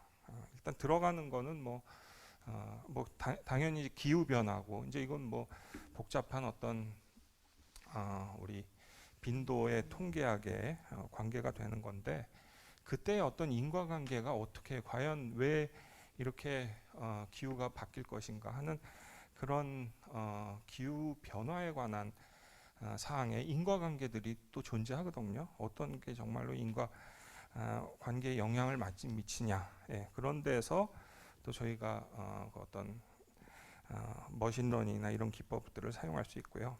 또 들어가는 것 중에 하나가 오늘 LID 얘기가 많이 나오죠. 로우 임팩트 디벨롭먼트에서 어떻게 하면은 이제 불투수 영역의 그 피해를 줄일 수 있을까? 그런데 사실 이제 지금 강론으로 이제 여러 가지 방법들이 나오긴 하고 컴포넌트들이 있는데, 그 기능까지도 어느 정도는 됐는데 그걸 어떻게 전체 그림에서 붙일 것인가? 그러니까 이제 나무에 대한 거는 많이 하는데 그거를 숲으로 만들었을 때 정말 유기적으로 잘 기능을 할 것인가? 그러기 위해서는 이제 설계를 어떻게 하고 계획을 어떻게 하고 배치를 어떻게 하고, 또 아니면은 이제 시간이 더 들어가면 관리는 어떻게 하고 유지 보수는 어떻게 하느냐, 이런 매크로 측면에서 마이크로 측면이고 매크로 측면에서 숲을 어떻게 정말로 잘 맞출 것이냐 하는 게 또 문제가 됩니다. 그래서 지금은 이제 사실은 나무 하나하나 만들어내는 것도 지금 사실은 뭐 쉽지 않은 일이지만, 그게 만약에 어느 정도 됐다 그러면은 이제 크게 과연 그 퍼즐을 크게 하나로 맞출 때 어떻게 맞출 것이냐, 어떻게 유기적으로 잘 맞출 것이냐, 그게 인간의 인지의 한계에 의해서 어떤 컴퓨터의 도움을 받아야 될 수가 있습니다. 그래서 이제 그런 게 필요하고요. 이제 그런 것들이 이제 물이 들어가는 문제죠. 그리고 이제 나오는 문제는 이제 전통적으로는 지금 뭐 여러 가지 많은 얘기들이 있지만 우리 뭐 전통적으로 얘기했잖아요. 이수, 치수, 그리고 이제 뭐 거기 환경이 더 고려가 되는데, 치수 측면에서는 일단 일단 피해를 줄여야 되니까 이제 어떤 뭐 홍수를 예측한다든지 아니면 심지어는 뭐 강남역 같은데 뭐 저 피해가 많죠. 홍수 피해가. 그럴 때 이제 어떻게 수문 모형의 파라메타들을 제대로 이제 예측해 줄까? 더 주먹구구가 아니고 그런 때도 이제 AI가 쓰이고요. 사실은 뭐 AI가 아까도 얘기했지만 이미지나 음성 인식에만 쓰이는 게 아닙니다. 그리고 이제 이수 측면에서는 여러분들 지금 바로 이 옆에 영종도, 이제 이 송도 지나면 영종도죠. 영종도는 여러분들 다 잘 아시다시피 공항이 있고 공항에서 상당히 많은 물을 쓰고 있어요. 근데 이제 그 과거에 이제 스마트 그리드라는 개념이 나왔는데 요즘에 이제 스마트 워터 그리드라는 개념을 이제 거기다 도입을 하고 있습니다. 그래서 예를 들면 이제 영종도에 물이 부족할 수가 있는데 지금은 어떻게 하고 있는지 뭐 아시는 분은 아시겠지만 공촌 정수장에서 말하자면 이게 그리드 커넥션이라는 그런 개념으로 그냥 관망으로 연결이 돼 있는데요. 그거를 이제 다양한 수원들이 존재하거든요, 사실. 그 안에 보면 뭐 당연히 빗물이 있겠고 하천수가 있겠고 지하수가 있겠고 또 어떤 저수지가 있겠고 또 더 나가면 사실 인천이란 데는 바다의 도시예요. 그럼 해수가 있고 또 해수하고 담수하고 만나는 지점에 브래키시 워터, 기수라는 게 있죠. 사실 이런 거는 어떻게 해야 되냐면 담수화 과정을 거쳐야 돼요. 그럼 담수화 과정을 또 어떻게 에너지 효율적으로 또 설계할 것이냐, 이런 데서도 또 AI가 쓰입니다. 그리고 재활용수도 있겠고요. 그래서 이런 어떤 조합 최적화 문제를 잘 보다 효율적으로 풀 필요가 있다. 그리고 이제 환경적인 측면에서는 하수 처리를 하는데 뭐 우리가 침전이란 방법도 있고 뭐 생물학적으로 산화를 시킬 수도 있고 여과를 할 수도 있고 탈질화 과정도 있고 뭐 여러 가지가 있는데 또 거기에 우리가 규제로 뭐 수생태 보존할 수 있는 어떤 뭐 ppm 같은 규제도 있을 거고 지하수 같은 경우에도 역시 음용수 어떤 그런 법령이나 규제가 있습니다. 이런 것도 정확히 맞춰주려면 그 전체적인 그림에서 그런 체계들을 다 맞춰주는 게 인간의 인지의 한계가 도달했을 때 그거를 이제 어떻게 보다 정량적으로 큰 그림을 보게 만들어주느냐, 이제 그런 때 우리가 한번 도입을 해볼 필요가 있지 않을까 하는 생각을 하고요. 마지막으로는 이제 뭐 열린 문제를 좀 이렇게 해보자면 이제 에너지, 그린 뉴딜이 또 에너지하고 관계가 많기 때문에 어떤 탄소는 줄이고 또 더 환경을 이제 더 올려야 된다. 이제 이런 측면에서 이 물이 많은 도시에서 어떻게 이제 그 물을 잘 활용할 것이냐, 뭐 어떤 소수력 측면 같은 거를 여러분들이 잘 고려해 보면 거기서 재생에너지를 더 만들어서 탄소 중립, 탄소 나가고 들어가는 거 수지를 잘 맞추면 또 올릴 수 있는데 그런 어떤 뭐 물레방아나 어떤 식의 그런 소수력 그런 장치들을 좀 만들어서 가치를 창출할 것인가 하는 게 한가 있고요. 또 하나는 뭐 이제 레인배럴이라 해서 그 빗물통, 쉽게 여긴 빗물통인데 그 빗물통을 어떻게 아티스틱하게 만들 것인가. 여러분들 우리나라 이제 고궁 중에 제일 대표적인 고궁은 광화문 앞에 있는 경복궁입니다. 경복궁에서 제일 아름답고 제일 등급이 높은 거는 그 잡상이라는 게 있어요. 그 여러분들 기와에 보면 옆에 뭐 손오공부터 해가지고 무슨 이런 동물들이 있는데 그 숫자가 많을수록 높은 건데 제일 높은 건물이 경회로입니다. 근데 사실 경회로는 우리는 거기서 뭐 유의를 즐겼다 그러지만 사실 그게 고궁에서 아주 중요한 역할을 했습니다. 유수지입니다. 예. 그 수문학적으로 아주 큰 역할을 한 건데 또 아티스틱해요. 상당히 아름다워요. 그러니까 여러분들이 이렇게 가치를 여러 가지로 그게 여러 가치 그러니까 뭐 이수와 치수를 동시에 할 수 있는 그 아주 좋은 뭐 우리 선조들의 그런 좋은 문화까지도 한번 생각해 보면서 그런 것들이 인천에서도 어떤 식으로라도 발화될 수 있었으면 좋겠다는 그런 생각을 하면서 저의 간단한 의견을 마치겠습니다. 네, 교수님 감사합니다. 특히 물 관리, 물순환 관련해서 AI, IT 분야 기술이 어떻게 활용이 가능한지 관련해서 좋은 말씀 많이 해주셨고요. 특히 우리 이 물순환 관련된 시설은 분산 시설입니다. 분산 시설이기 때문에 아마 관리, 뭐 유지 관리, 모니터링 뭐 그런 걸 위해서 아마 AI, IT 기술이 정말 활용성이 상당히 앞으로 많습니다. 그래서 좋은 말씀 감사드립니다. 그럼 다음에는 우리 김주환 연구실장님 부탁드리겠습니다. 예, 반갑습니다. 재단법인 물정부과학연구원의 김주환입니다. 오늘 그 세션이 지금 저희가 하고 있는 게 그린 뉴딜과 물순환 도시 인천이에요. 그래서 그럼 그린 뉴딜과 물순환, 그러면 순환이라는 것은 뭔가 선순환적으로 이게 서클링 뭔가 돌아가야 된다는 거고요. 그리고 물순환 방향이라는 것이 원래 그 자연계에서는 물이 순환이 됐었어요. 근데 사람이 살다 보니까 중간에 이제 어떤 인터셉트가 생긴 거죠. 그래서 이게 사람이 살기 시작한 곳이 이게 도시가 되겠고, 그다음에 인천이라는 곳이 큰 도시. 그리고 지금도 그래 왔듯이 현재까지도 그 인천의 도시는 그 인구가 계속 집중될 것 같습니다. 늘어나면 늘어났지 줄어들지는 않을 것 같아요. 그래서 어떤 자연계에 그냥 놔뒀을 때 자연 상태에서의 물순환과 이 도시에서의 물순환이 서로 다른, 그러면 도시화가 됨에 따라서 어떤 그 물순환을 어떤 문제들이나 이런 것들을 해결하고자 하는 세션이라고 저는 생각을 했고요. 오늘 세 분 주제 발표 첫 번째가 인천의 그 물순환 관리 기본 계획에 대해서 이제 소개시켜 주셨습니다. 예전에 그 물관리 그 국토기본법에서부터 현재 19년도에 물관리 기본법까지 쭉 제정되기까지 굉장히 많은 그 우여곡절을 겪으면서 수량 수질이 이제 통합 관리되고 그런 역사적인 게 있었어요. 그리고 이제 그런 관련된 일을 하면서 이게 도시라는 곳은 제가 예전에 통계를 봤는데 지금 현재도 하루에 수십만 명씩 사람들이 도시로 향해서 몰려듭니다.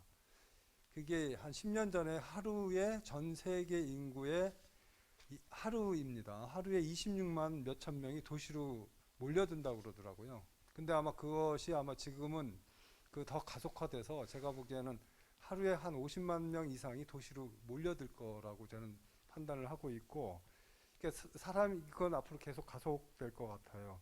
그리고 이런 것들이 이제 도시를 형성해서 사람들이 그 어떤 자연과 어떤 조화 있게 살아야 되는데, 여러 가지 이제 사람이 사는 곳에는 분명히 버리는 물도 있을 거고 마셔야 될 물도 있을 거고 이런 것들, 그다음에 어떤 자연 홍수나 가뭄이나 이런 게 어떤 선순환이 이루어지도록 만들어 주는 것이 어떤 LID의 어떤 목표라고 좀 생각을 하고 있고요.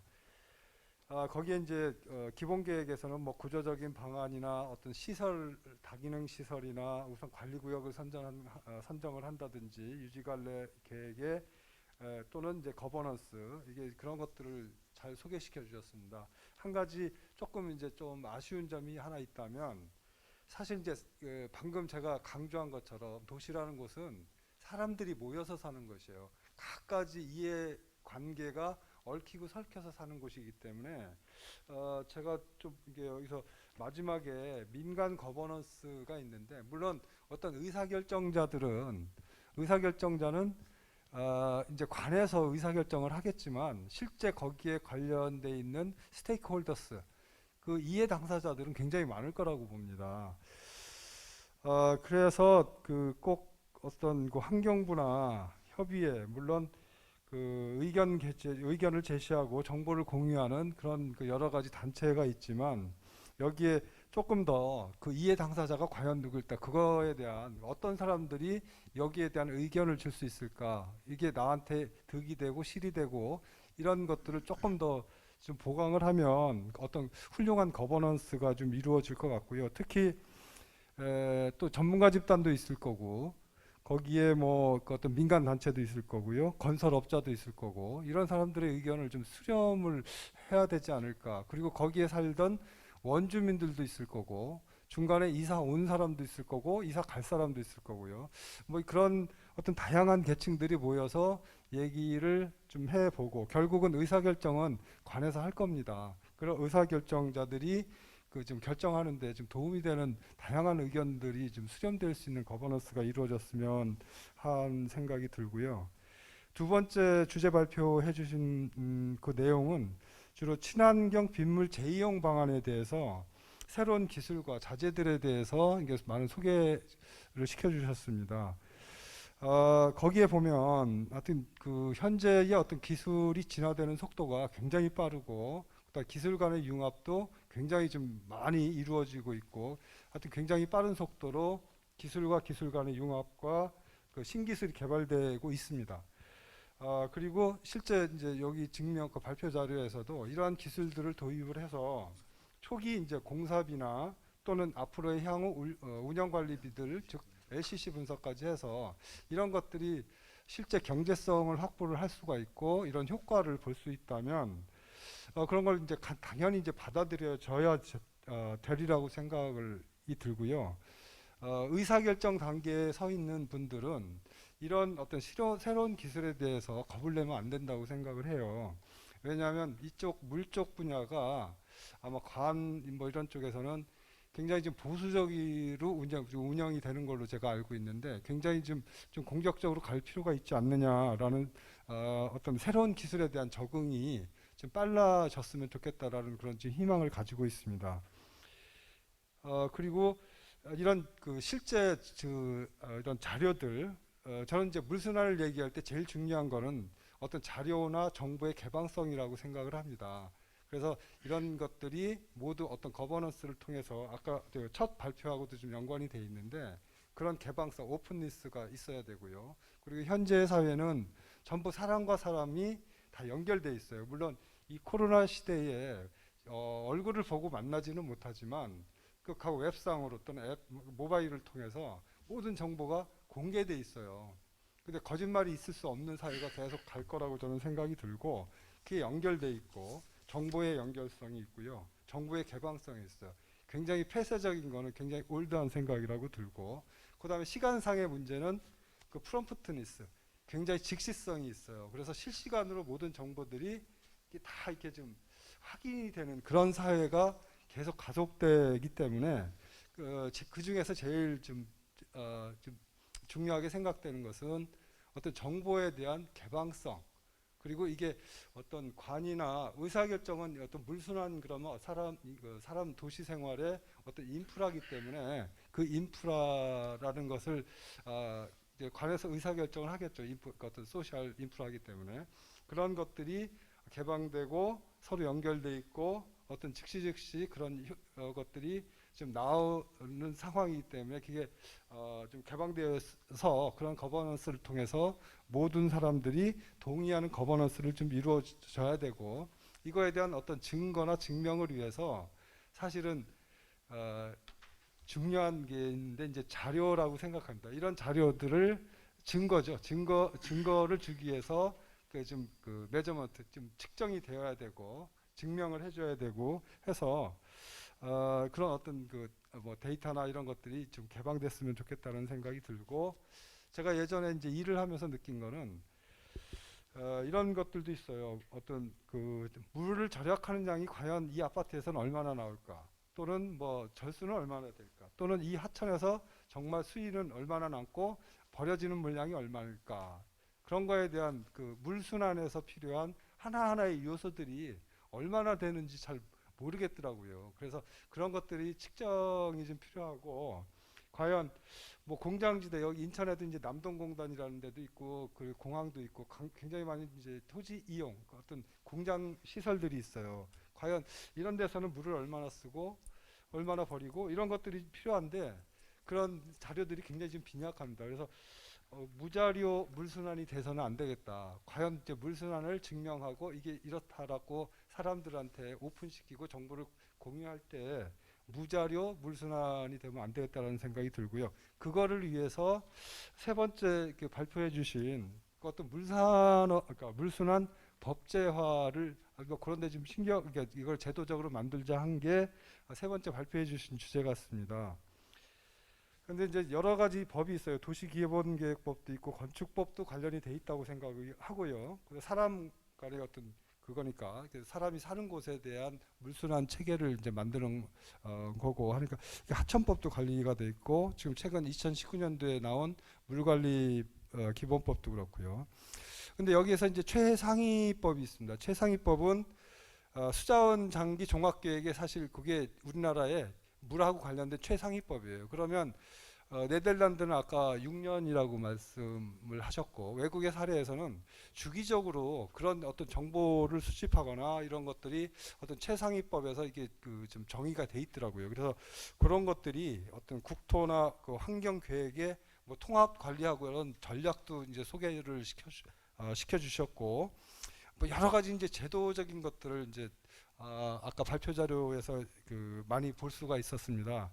그런데 이제 문제는 제가 보기에는 이거를 제도적으로는 다 만들어놨는데 실행력이 딸리는 거예요. 실행력이 없다. 그러면 이걸 실제 현장에서 액션하게 워킹하게 돌아가게 하기 위한 어떤 실행력을 어떻게 하면 담보할 수 있을까 이런 것들 좀 필요한 것 같아요. 그래서 요거에 대한 굉장히 법제도는 하여튼 굉장히 중요한데 이걸 법하고 제도적인 차원에서 그걸 현장에서 작동하게 만들려면 어떻게 좀 해줘야 되는지 그런 거에 대한 좀 의견이 좀 있었으면 좀 더 나중에 이제 어떤 효과나 이런 것들이 이제 좀 더 나타나게 될 수가 있을 것 같고 이것이 한 번에 끝나는 것이라 아니라 이런 법제도 개선이나 이걸 통해서 이게 단절돼 있는 법과 법 간에 서로 따로 놀고 있는 이거를 서로 좀 물려나가 그러니까 첫 번째가 서로 물려있게 서로 연관성을 가지고 있고 그것이 현장에서 작동될 수 있도록 어떤 실행력을 가질 수 있는 그런 것들을 좀 검토를 하고 좀 이제 보강이 된다면 앞으로 인천이라는 곳이 뭐 여러 가지 이제 LID를 도입하고 구조적이나 비구조적인 물순환 도시를 만들고 그런 걸로 인해서 여기서 목표로 하고 있는 뉴딜 정책 실현을 위한 일자리 창출하고 물순환 관리가 훨씬 더 효과적으로 작동되지 않을까라는 생각을 하면서 이렇게 코멘트를 하겠습니다. 네, 감사합니다. 오늘 세 분 발제자 관련해서 좀 강조되거나 특히 이제 그린 뉴딜 관련해서 연계성 강화를 위한 이런 제언을 많이 해주셨습니다. 감사합니다.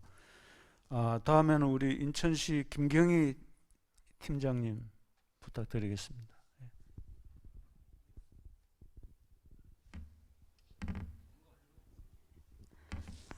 네, 안녕하십니까. 저는 인천시 수계총량팀장 김경희입니다. 당초 저희 수질환경과 민경석 과장님께서 참석해 주시기로 하셨는데요. 갑자기 저희 오늘 인천시 의회 일정이 있으셔서 참석이 어려워서 제가 대신 참석하게 되었습니다. 그래서 좀 제가 말씀드린 내용이 좀 많이 부족할 수 있습니다. 저희 과장님께서 참석해 주셨으면 훨씬 더 좋은 말씀을 주셨을 건데 그 부분 좀 양해를 부탁드리겠습니다. 네. 저희가 오늘 이제 저희 개회식을 해서 하고 그다음에 기조 강연 그다음에 지금 이제 섹션 포럼으로 지금 들어오고 있는데요. 오늘 인천 하천 살리기 추진단에서 물 분야에서는 굉장히 오랜 역사와 스토리를 가지고 있고 또 많은 개선책을 이제 정책 제언과 개선책을 좀 주시고 있어서 이 자리를 들어서 다시 한번 감사 말씀 올리겠습니다. 저희 오늘 이번 섹션에서 그린뉴딜과 물순환인데요. 저희 인천시는 지금 다른 지역과 달리 물 환경이 상당히 복잡한 지역입니다. 아까 이제 모두에서 말씀 주셨듯이 인천은 다른 지역과 달리 하천도 있고 강도 있고 그 다음에 한강 하구도 있고 또 바다도 있습니다. 그래서 다 이렇게 물려 있다 보니까 상당히 물환경 정책을 수립하고 추진하는데 상당히 애로사항이 있습니다. 그리고 인천시는 강화 옹진 아까 이제 모두에 말씀드린 발제에서 말씀 주신 대로 강화 옹진을 포함하게 되게 되면은 불투수 면적률이 굉장히 좀 낮습니다. 그런데 이제 강화 옹진을 제외하고 나면 불투수 면적률이 또 상당히 높습니다. 그렇기 때문에 높은 지역과 낮은 지역에 대해서 또 그 저희가 정책을 추진하고 방향을 좀 선정하는 데 있어서 애로사항이 좀 많이 있었습니다. 그래서 전년도에 저희가 인천시에서는 20년도에 그 물순환 기본 계획을 수립을 하였고요. 이 부분이 상당히 좀 저희로서는 좀 시작이고 첫걸음이고 많은 그 시작이었는데도 보시기에는 좀 부족한 부분이 많이 있습니다. 왜냐하면은 물이라는 환경 문제는 이게 물하고 따로 띄어서 생각할 수가 없고, 물은 대기 분야하고 그다음에 폐기물 분야, 그다음에 예를 들어서 아까 이수 치수, 그다음에 뭐 수질 환경 관리 부분 상당히 복잡하게 연결되어 있는 부분입니다. 근데 그 부분을 저희 이제 수질 환경과에서 물환경 기본 계획을 수립하다 보니 어떻게 보면은 처음 시작이기 때문에 스타트가 잘 진행은 되었습니다만 아직도 좀 부족한 부분이 많이 있습니다. 그래서 앞에 발제해 주신 분들 의견과 그다음에 전문가분들 여기서 주신 의견들을 저희가 수렴을 해서 저희가 앞으로 진행하는 데 있어서 가급적이면 그 주신 의견들을 가지고 그 전문가분과 시민들의 의견을 수렴을 해서 정책 수립하고 추진하는 데 최대한 반영해 나가도록 하겠습니다. 지금 이제 최근에 국가 물관리, 유역 물관리, 그래서 통합 물관리 변화로서 수질 수량이 통합해가는 그런 그 변화에 대한 시기에 있습니다. 그래서 저희 수질 환경과에서도 그런 부분을 감안을 해서 저희가 물순환 관리 기본 계획을 수립하였고, 그다음에 하반기에는 물순환 관리 조례를 준비하고 있고, 그다음에 아까 먼저 발제해 주신 물순환 법까지 된다고 하면은 상당히 많은 진보적인 변화가 있을 거라고 생각이 듭니다.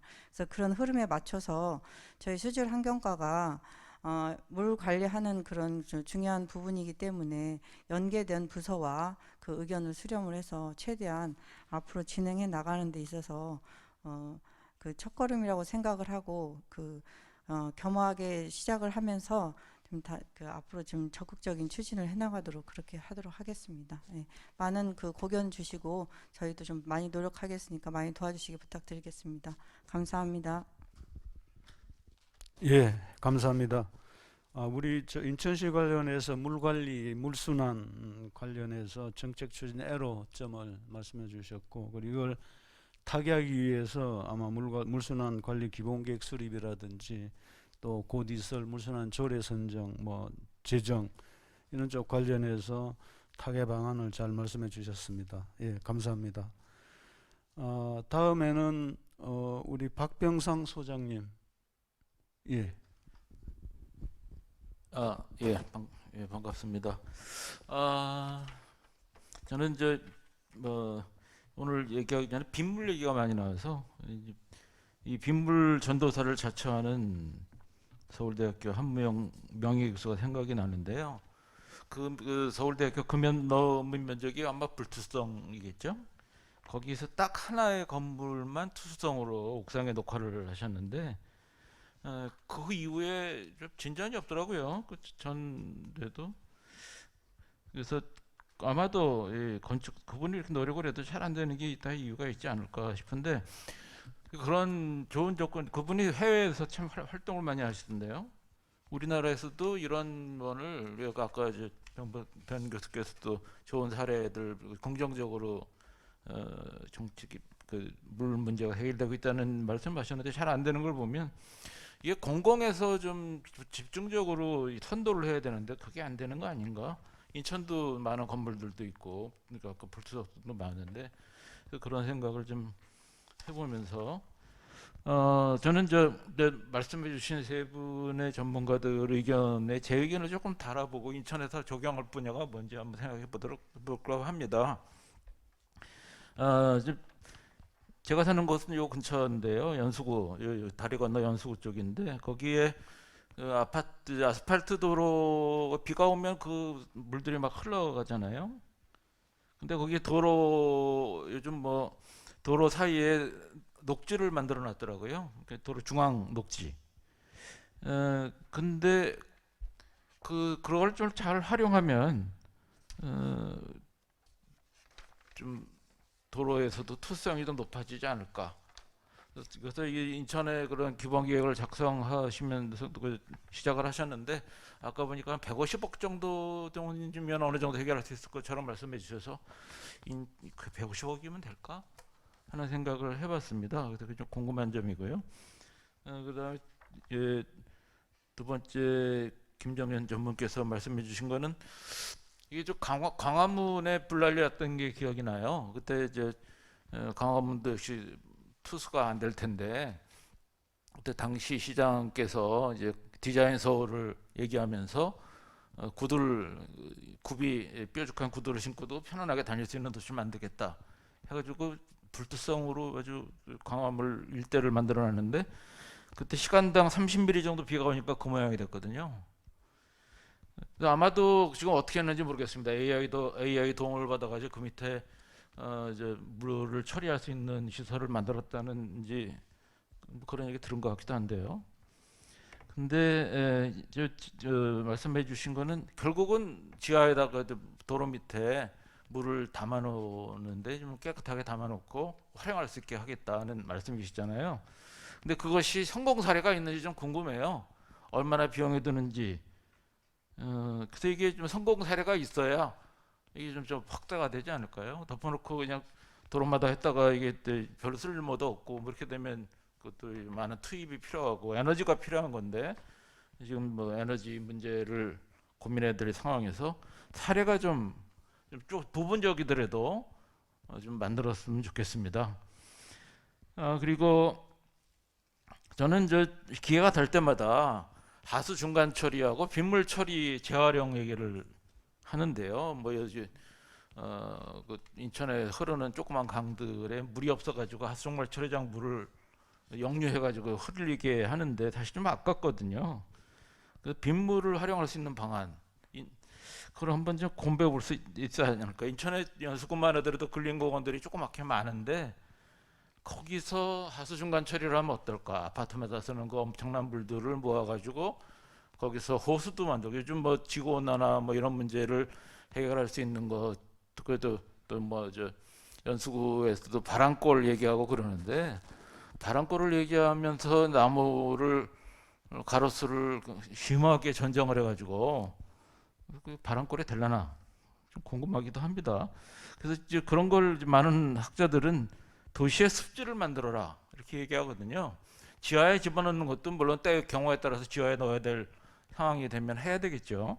근데 지금 뭐 하수 중간 처리든 빗물 처리든 아까 한무영 교수가 늘 얘기하는 옥상 처리를 해가지고 습지를 연결해서 그걸 처리하면 어떨까? 그러면 거기에 생물 다양성도 좀 면도해서 요즘 뭐 벌레가 생긴다고 뭐 약 뿌리고 또 이제 자르고 하는데 그런 거보다도 거기에 다양한 식물들을 도입하고 거기에 또 동물도 도입하고 그러면 동물들이 거기 뭐 모기 유충이 생기는 것도 어느 정도 해결해주고 이럴 수가 있거든요.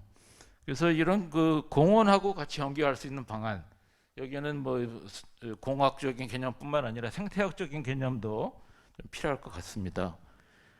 그리고 뭐 이제 사실 이런 유수지가 상당히 유용하기도 합니다. 남동 공단, 근데 요즘은 공단하고 산업단지하고 구별하던데 난독 산업단지 유수지를 만들어놨더니 거기 저어새가 오거든요.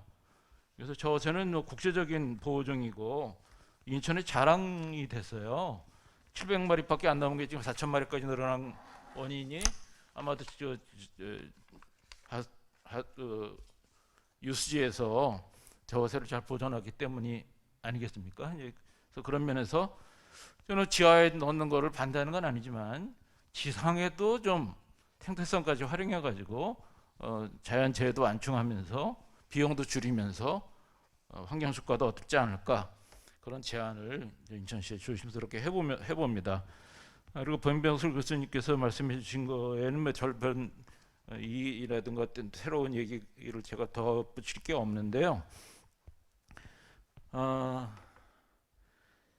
저기 옛날에 인천에 경인 뭐 지금 경인 아라뱃길이라고 얘기하는 그 경인 누나는 인천에 있었던 많은 논습지들이 사라지면서 비가 오면 계양산 쪽으로 엄청난 물이 쏟아져 가니까 거기 수해가 나서 그 물을 완충했다가 바다나 강으로 돌리는 방수로였거든요. 그거를 이제 넓혀가지고 운하로 만들었는데 지금도 아마 유수지나 방수로 개념으로 활용할 수 있을 거예요.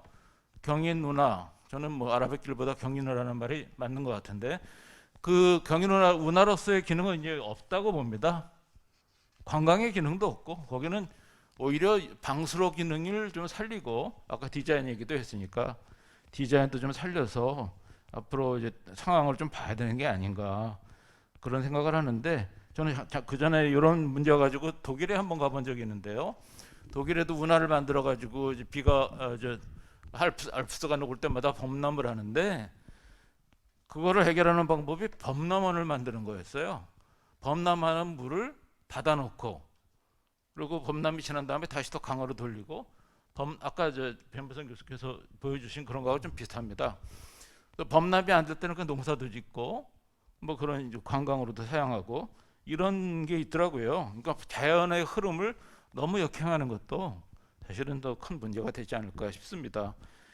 그런 면에서 아까 도시 계획을 할 때 뭐 어떤 설계 제도를 만드는 것에 대한 말씀도 해주셨는데 인천에 동양화학부지 그 50만 평쯤 되거든요. 거기에 한무영 교수께서 좀 도움을 주셨는데 1년에 200만 톤 정도의 비가 온다고 합니다. 그 빗물을 활용하면 참 좋을 것 같은데 그게 전부터 제도가 되어 있으면 거기에 그런 식으로 빗물을 활용할 수 있게 잘 만들었을 것 같아요. 근데 지금 어떤지 좀 궁금하고요. 그런 면에서 지금 송도신도 여기 근처에 생태 이음 텃밭이라고 있습니다. 최근에 만들었는데 한번 가봤거든요.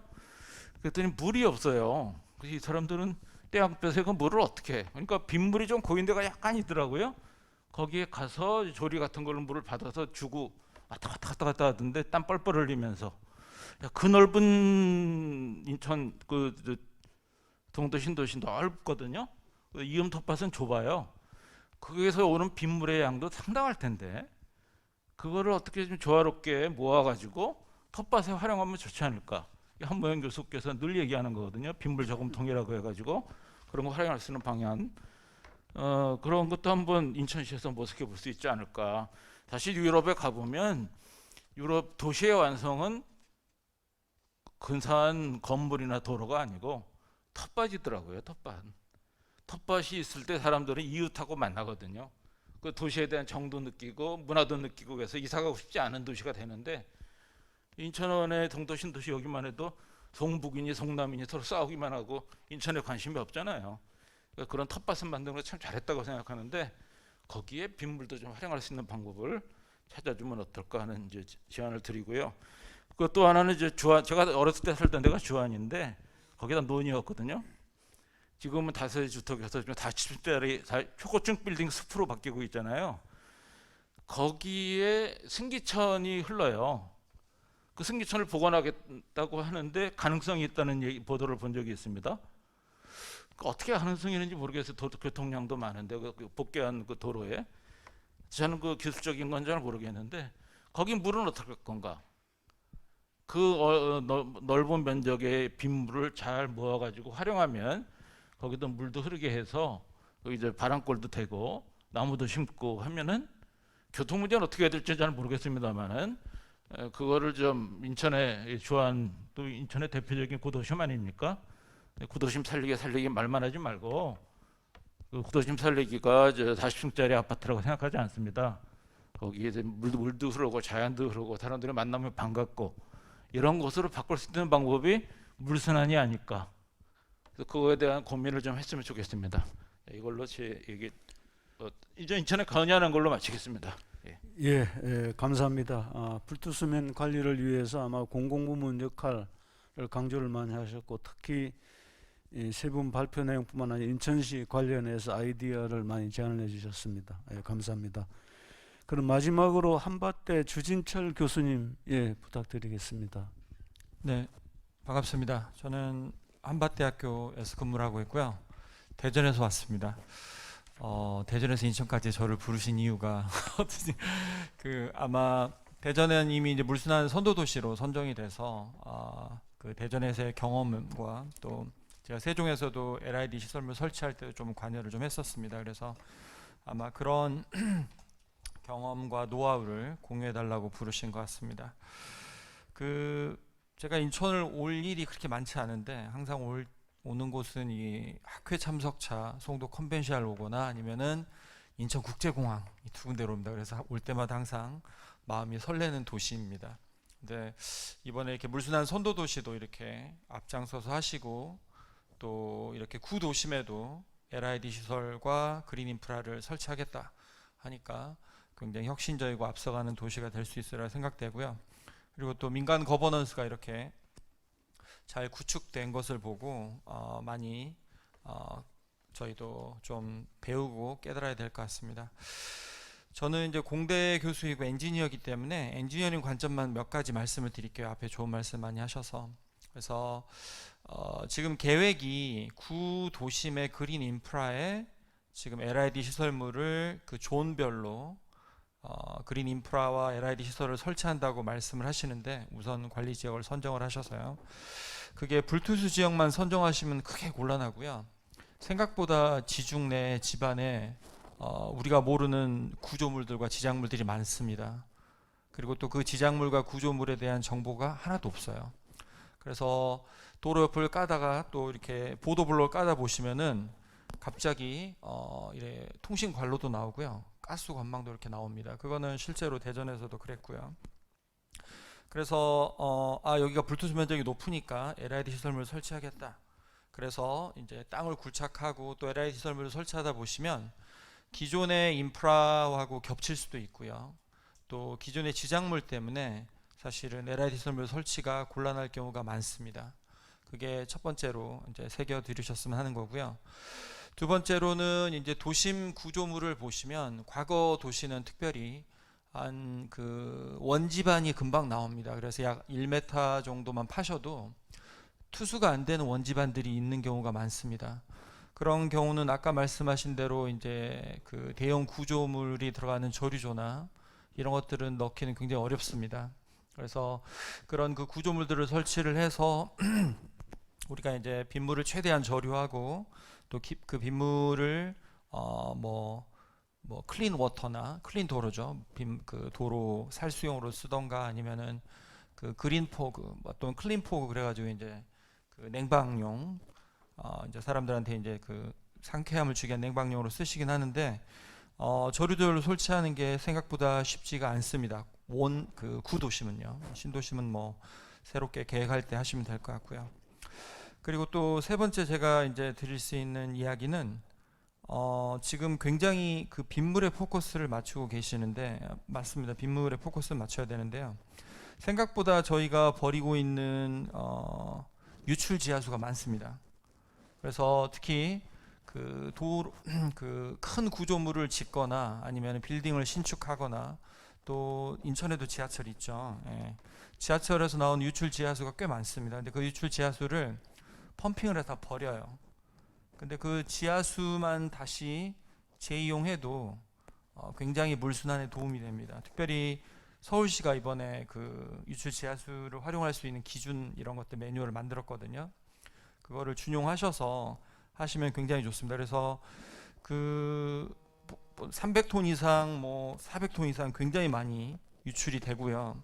그 원래는 300톤 이상 유출이 되면 신고를 하고 구청에 신고를 하고 재활용에 대한 대책을 마련을 해야 됩니다. 그래서 그 유출 지하수에 대해서도 포커스를 좀 맞춰주셨으면 하고요.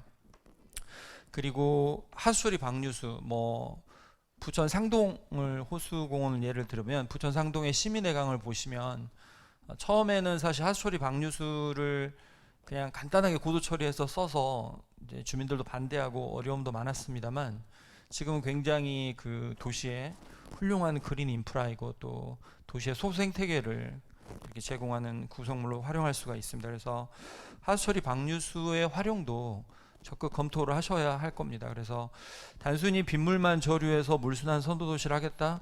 그거는 곤란합니다. 그래서 다중 수원인 유출 지하수 그리고 하수처리 방류수 그리고 빗물 이런 것들을 블렌딩해서 잘 쓰시는 게 타당할 것 같고요. 마지막으로는 이거는 이제 모든 지자체에 해당이 될 것 같습니다만 그 우리나라는 이제 도로와 보도 따로, 또 공원 따로, 다른 공공 인프라 따로 해서 지자체가 이렇게 나뉘어 있어요. 그래서 이제 도로나 보도에 들어있는 LID 시설은 그쪽에서 맡고, 공원은 또 공원과에서 맡고 이렇게 합니다. 그래서 이게 유지 관리가 뭐 클로깅이 생기거나 아니면은 다른 그 민원들이 들어왔을 때 각각 따로따로 대응을 하시는데, 이래서 사실 LID 통합 관리 굉장히 어렵습니다. 그래서 수원시에서도 그런 사례가 있었는데, 그 이제 이거를 통합 관리하는 부처를 만들든지 이런 식으로 해서 이런 어려움을 극복할 수 있으면 좋겠습니다. 그래서 그 제가 보기에는 이게 인프라를 만들고 또 구축하고 하는 건 어렵지가 않습니다. 하지만 이걸 유지 관리하고 또 그 시민들을 설득해서 이 유지 관리를 통해서 다시 재이용하는 게 어려운 거지, 단순히 구조물을 넣는 거는 그렇게 어려운 일이 아니에요. 그렇지만 구조물을 넣는 게 능사가 아니라고 말씀을 드리고 싶습니다. 이상입니다.